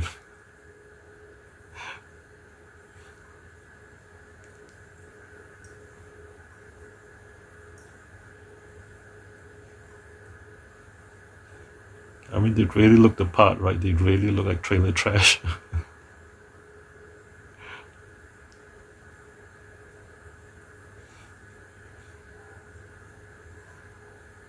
What? Untying? Shouldn't he have a knife to cut her loose more quickly? Come on! They all should be carrying a knife. Oh, come on, Michael Mann. You slipped up here.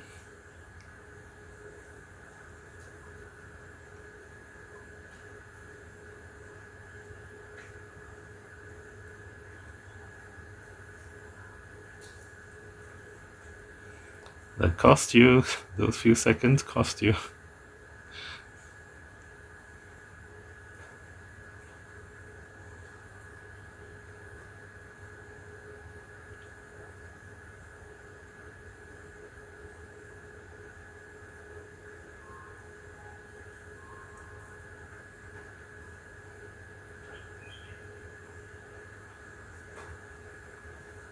You should be giving them the instructions to go and kill her, right? Not blow up the whole place remotely.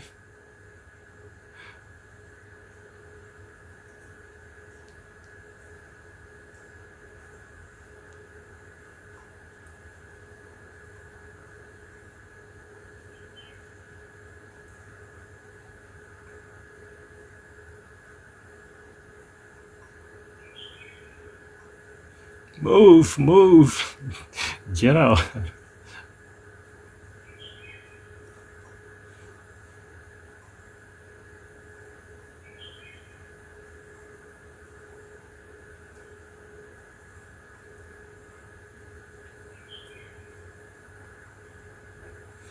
I don't think you would actually do this.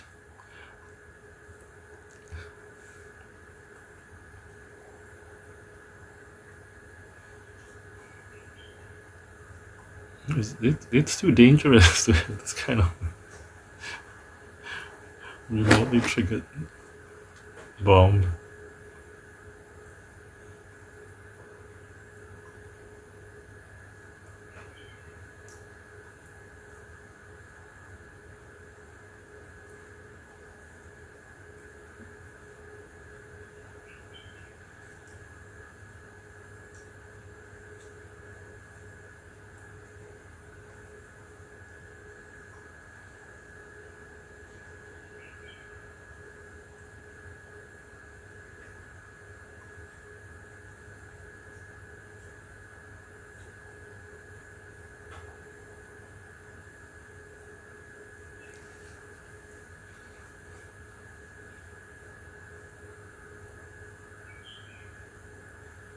So Z2 on the left, Switek on the right. Girl is Gina.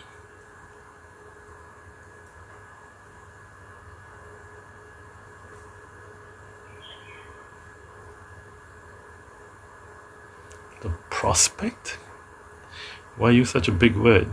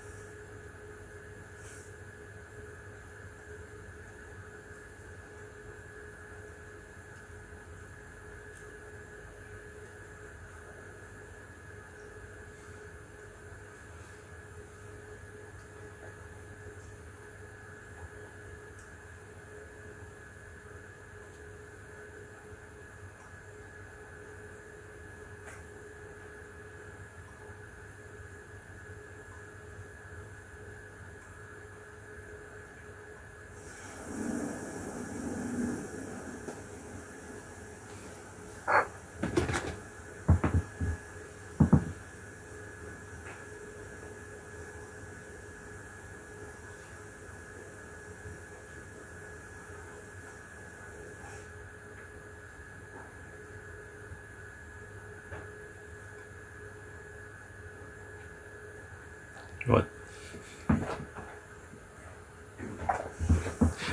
Sleeping with him is okay, dancing with him is not okay.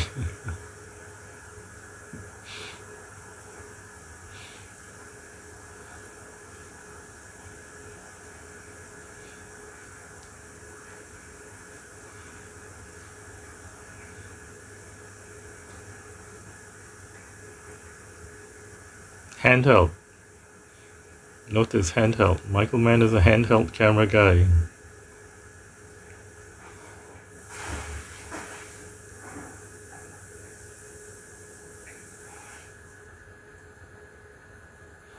Why is he running around like that with a badge? I mean, if Jose Hierro is anybody monitoring him, they would see at once he's a cop.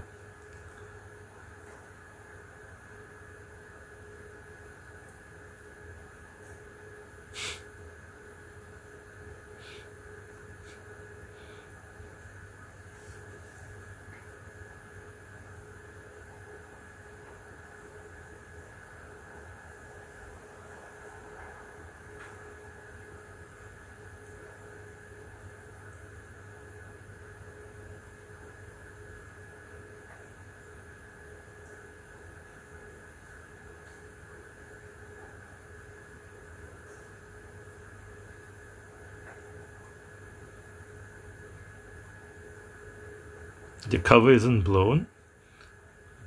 They just know that he's too close to Gong Li. They don't know that he's a cop yet.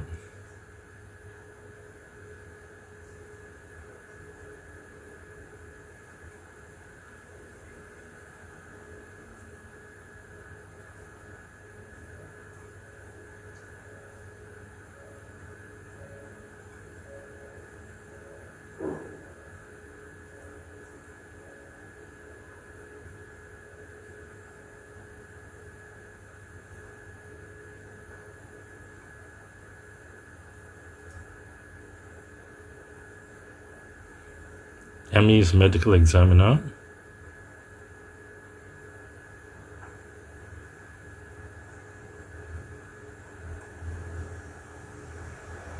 Only Yero, but not Jesus.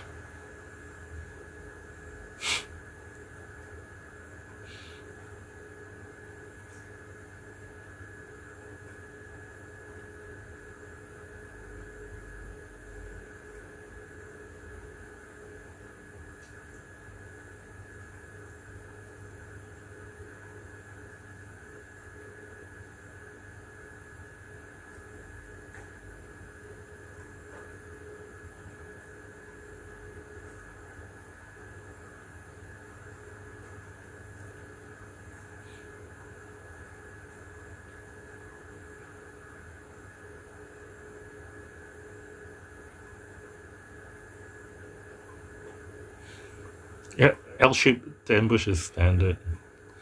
You have one guy shooting this way, you have another set of guys shooting this way to cover so that you're hitting them in two directions. You do not have your shooters both sides because they will shoot at each other.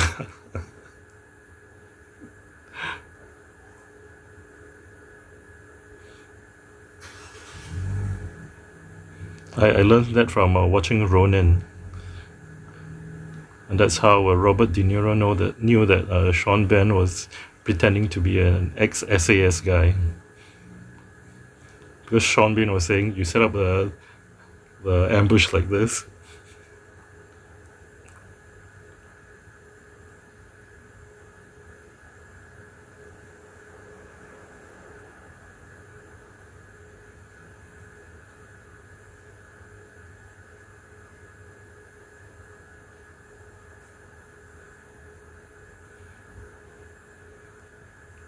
Nice touch. I think that's supposed to show he's nervous. And that's the kind of thing you remember. And I remember that all these years. Him sliding the slide on the gun so many times. Details.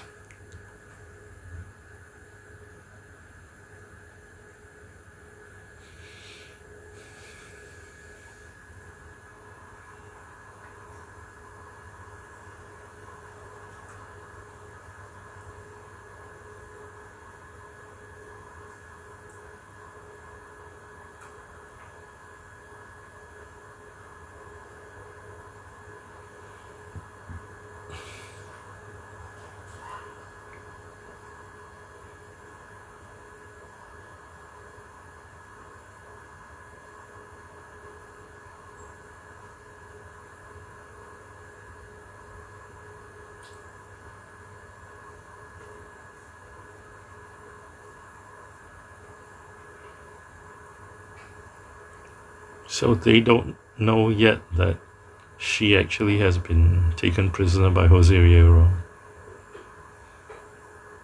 I didn't notice, or I forgot all these little details. I remember them as having their cover blown, and also them knowing at this time that Gong Li has been taken prisoner. Okay, this is the 50 caliber. Look at the size of those bullets, the cartridges. Look at the size of the magazine. The harpoon head at the front, that's the muzzle brake to reduce the recoil.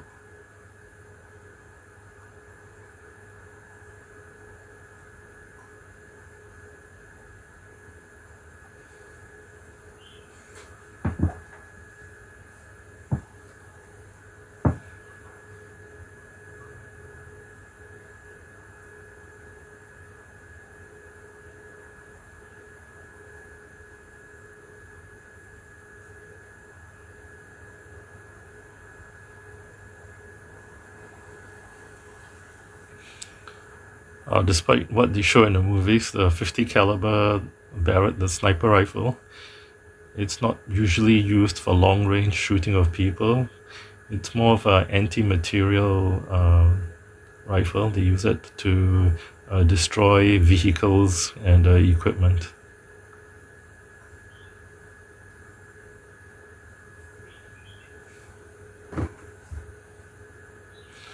The problem of using it here is that you got over penetration. You shoot somebody, it goes and it penetrates. You could shoot, you could hit a friendly on the other side, or even a civilian. It goes too far, it goes out over the water, it hits a ship a few hundred meters away. Oh, but these are the bad guys, they don't care.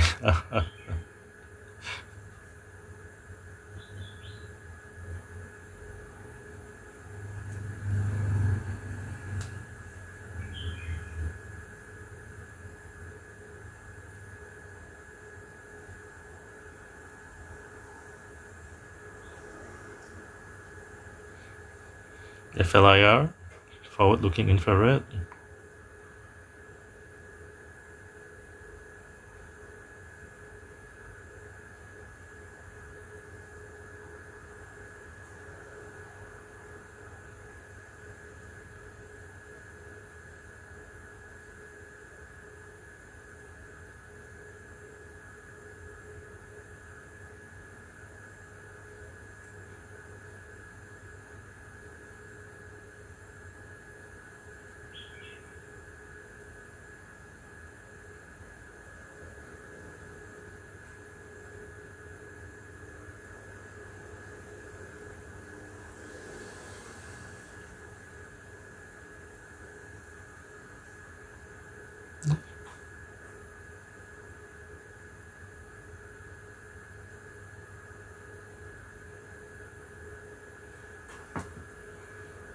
They always speak so indirectly. He doesn't say that I'm going to interrogate her and then kill her.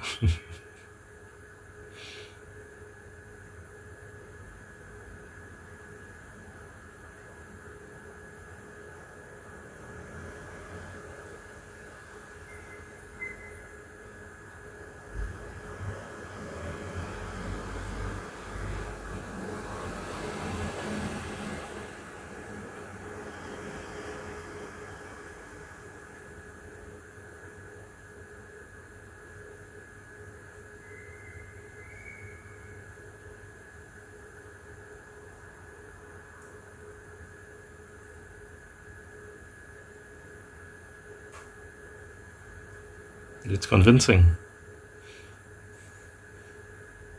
He wants the money more than he wants revenge on her. I mean, she didn't really do anything to him, so he doesn't really have much reason for revenge.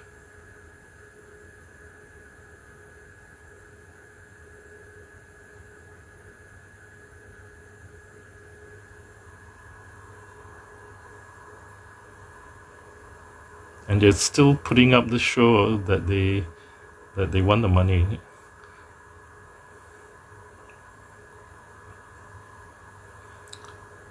The sniper was covering himself up with a coat. That's why he didn't show up on the infrared.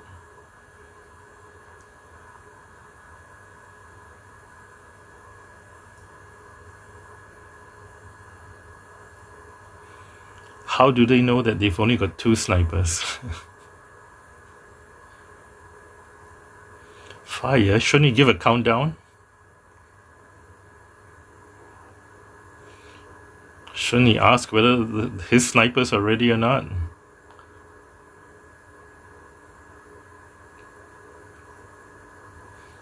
Nice detail, right? The arm comes out of the car lifeless. You really don't see this. Okay, this is standard Michael Mann shot. Behind the shoulder of the guy firing. You see that in heat also. Looks nice.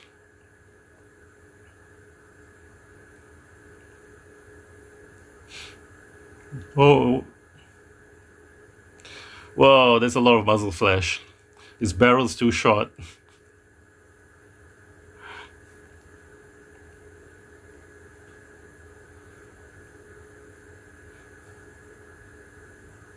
You don't want so much muscle flash because you just blind yourself.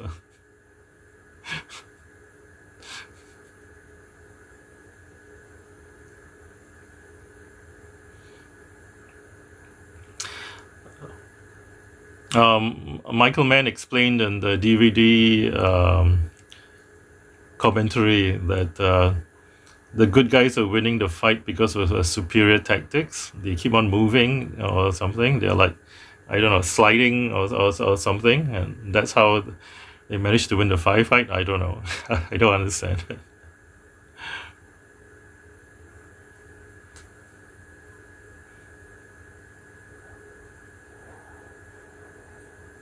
Where's the light coming from?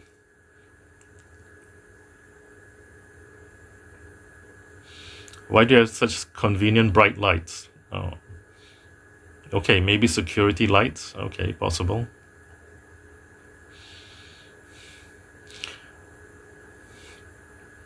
Tourniquet.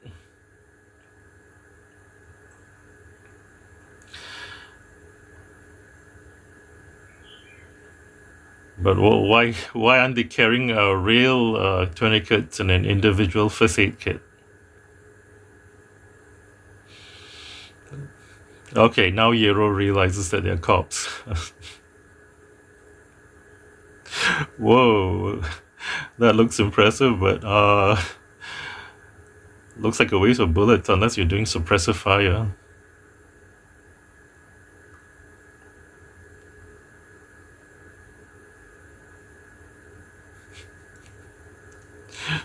Oh, that's nice.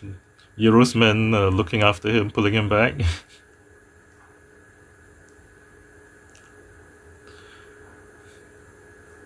Oh, this is messy, man.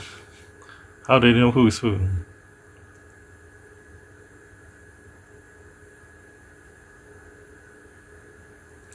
Oh, Yero isn't even aiming. Tubbs also isn't aiming, he's shooting from the hip. He's literally shooting from the hip. Come on, he had time to aim.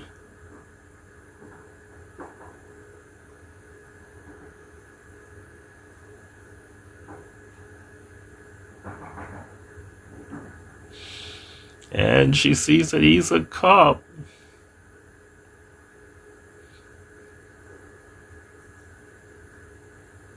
Note the mood music.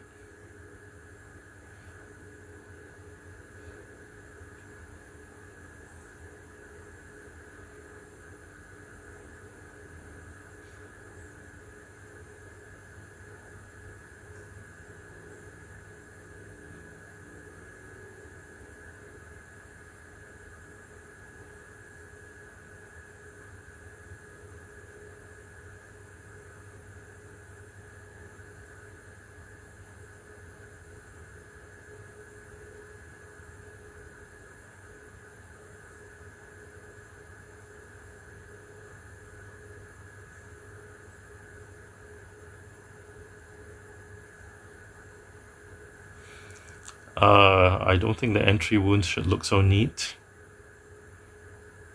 But hey, I'm not an expert.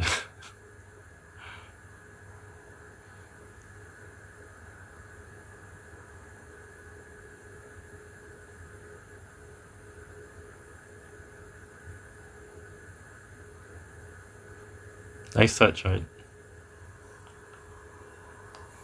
Tubbs knows what he's up to, and he nods to him, tells him, yeah, it's okay, go ahead.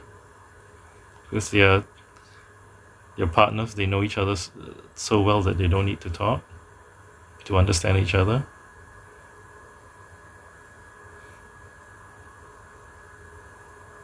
Oh, Zito's the one who pulled out his belt to use as a tourniquet.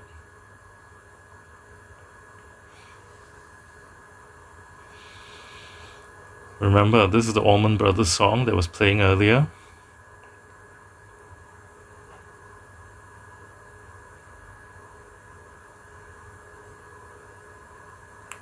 It's a very nice, realistic reaction from her.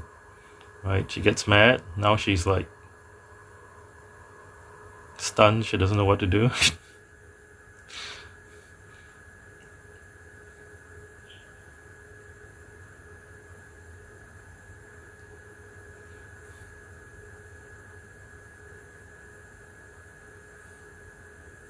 Hey, I remember her losing it again in the car, hitting him in the car. I must have imagined that.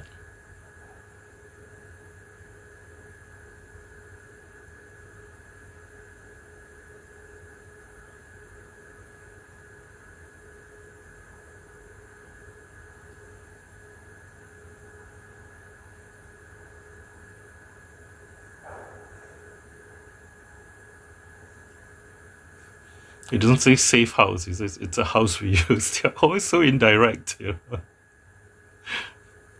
He trusts her. He turns his back on her. He trusts her not to go and attack him.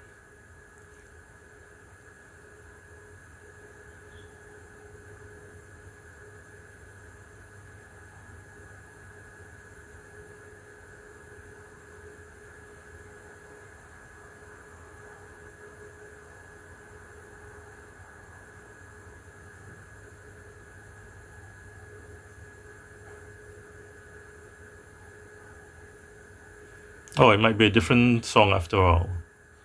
Not sure.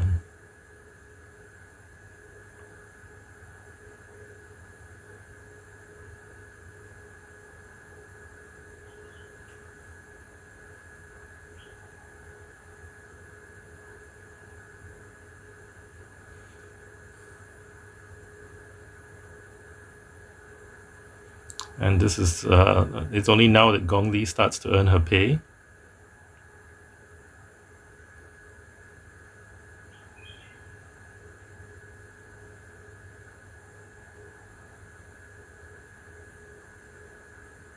Yeah, this is talking very indirectly.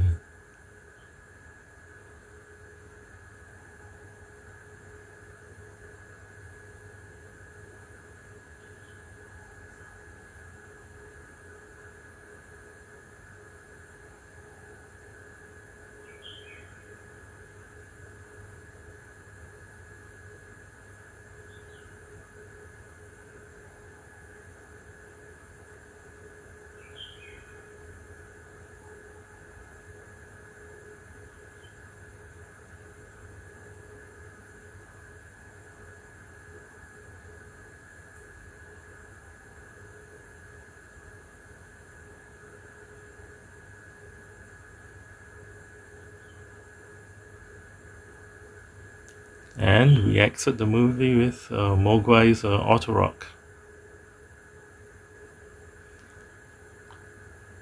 So this is like a mini little music video of its own.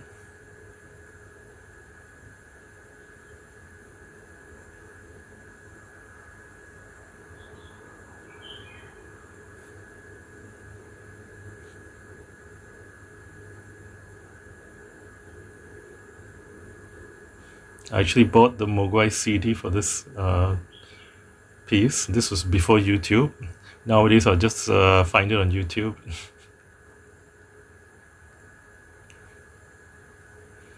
Yes, Gong Li earning her pay.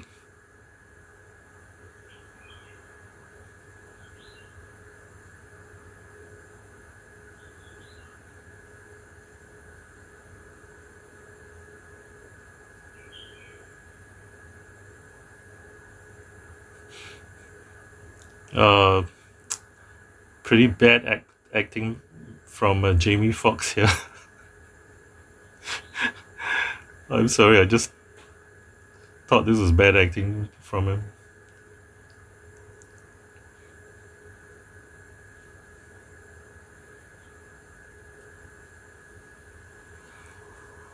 The thing is, Mogwai wrote Auto Rock before this movie, I think. But it's so suitable, it's so apt. The way the energy builds up, the speed builds up. He cut it so beautifully to the music.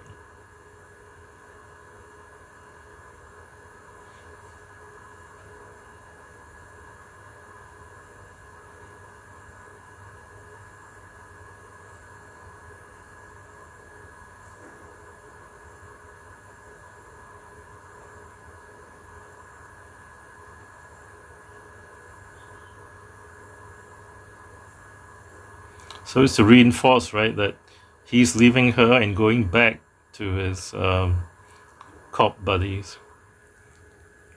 Michael Mann knows how to end movies. It's like he tells her, right? He just ends it with a very emotional scene. And let me see if we can go through the end credits. Anthony Yerkovich, he was the actual creator of the Miami Vice TV series. Yeah, based on a television series created by Anthony Yerkovich. Dion Beebe, director of photography, sounds familiar. I'm not really sure who he is. Production designer, Victor Kamser, sorry. Editors, don't recognize them. Costume designers, yeah, not really my field. Co-producers. John Murphy, the music's by John Murphy. Holy cow, I didn't know that. John Murphy did what was it? Sunshine, that science fiction movie, which is a total flop, but you should watch it. You should totally watch it. Beautiful music by John Murphy, but it's a great movie too. And they used some of that music for what was it? Oh, because John Murphy also did the movie for what is that? 12 Days Later, and they used some of the music either from Sunshine and 12 Days Later. Is it 12 days? 7 days later, the zombie movie. They used that in Kick-Ass.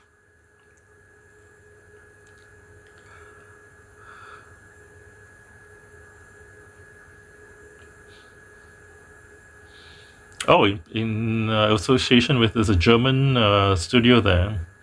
Forward Pass Production. I don't know what Forward Pass is. I don't know what kind of studio that is. Unit Production Manager. I don't know what that is. I'm sorry. First Assistant Director. The assistant directors are not really like assistant directors. They don't really do. They're not like the backup or the mini director. They're actually like the foreman. They coordinate everything on the set. So if you are on a movie set as an actor or as crew, especially if you're there only for like one day, it's the assistant directors who will be running everything. So you go to them. You do not go to the director. The director has got more important things to concentrate on, like the lead actors. So the detailed running of the set, that's the assistant director. So they've got ABC cameras. Is it? Or just AB? So either 2 or 3 aerial unit. Okay. HD maintenance. I think HD is HD TV. So this is probably shot at 1080p, the technology at that time. Now they're shooting at 4K, 8K. 1080p is 2K, about 2 megapixels. 4K is about 8 megapixels.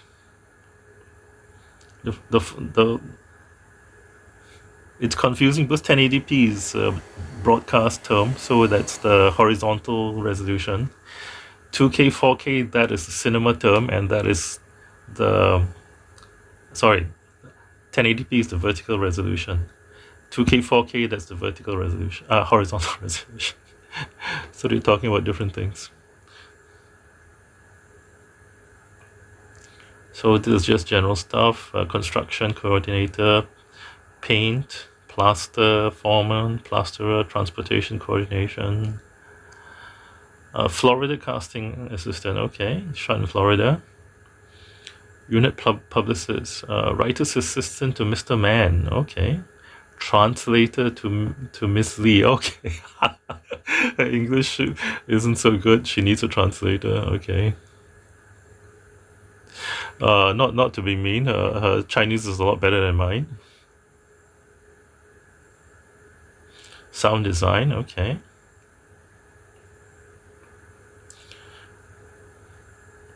Foley, okay.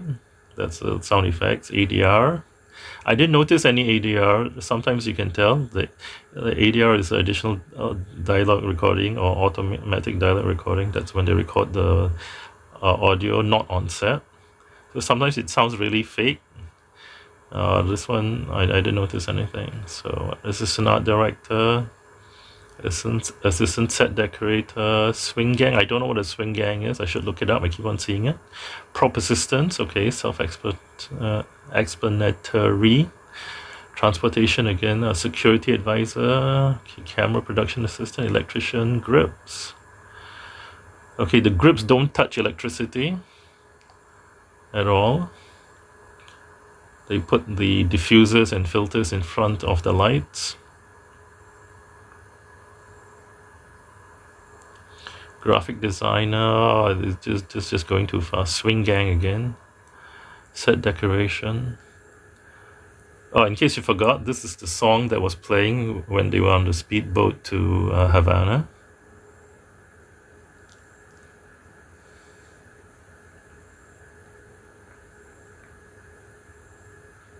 Production services, Paraguay. Okay, they shot in Paraguay. International political advisors. Ha ha ha. Rotoscope. Film librarian. Huh. Is it? Did they get any stock photo, or are they like archiving their current film stock? Is that what the film librarian does? I don't know. Title design. Okay, wow.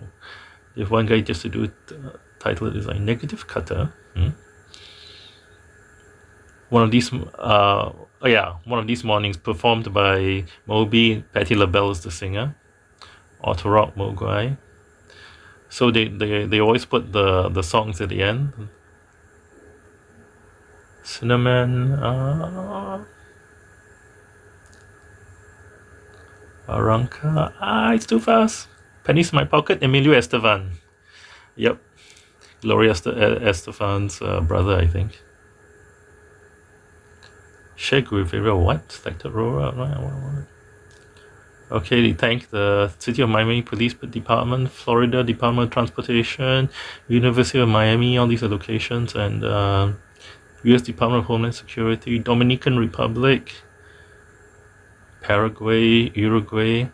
Why do they need both? I mean, they went to the trouble going to two different Central American countries.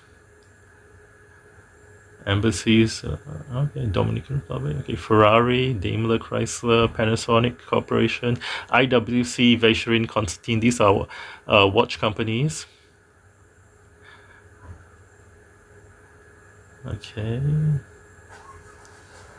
Okay, that's it. Yeah, Michael Mann. You gotta give it to him. Thank you for watching.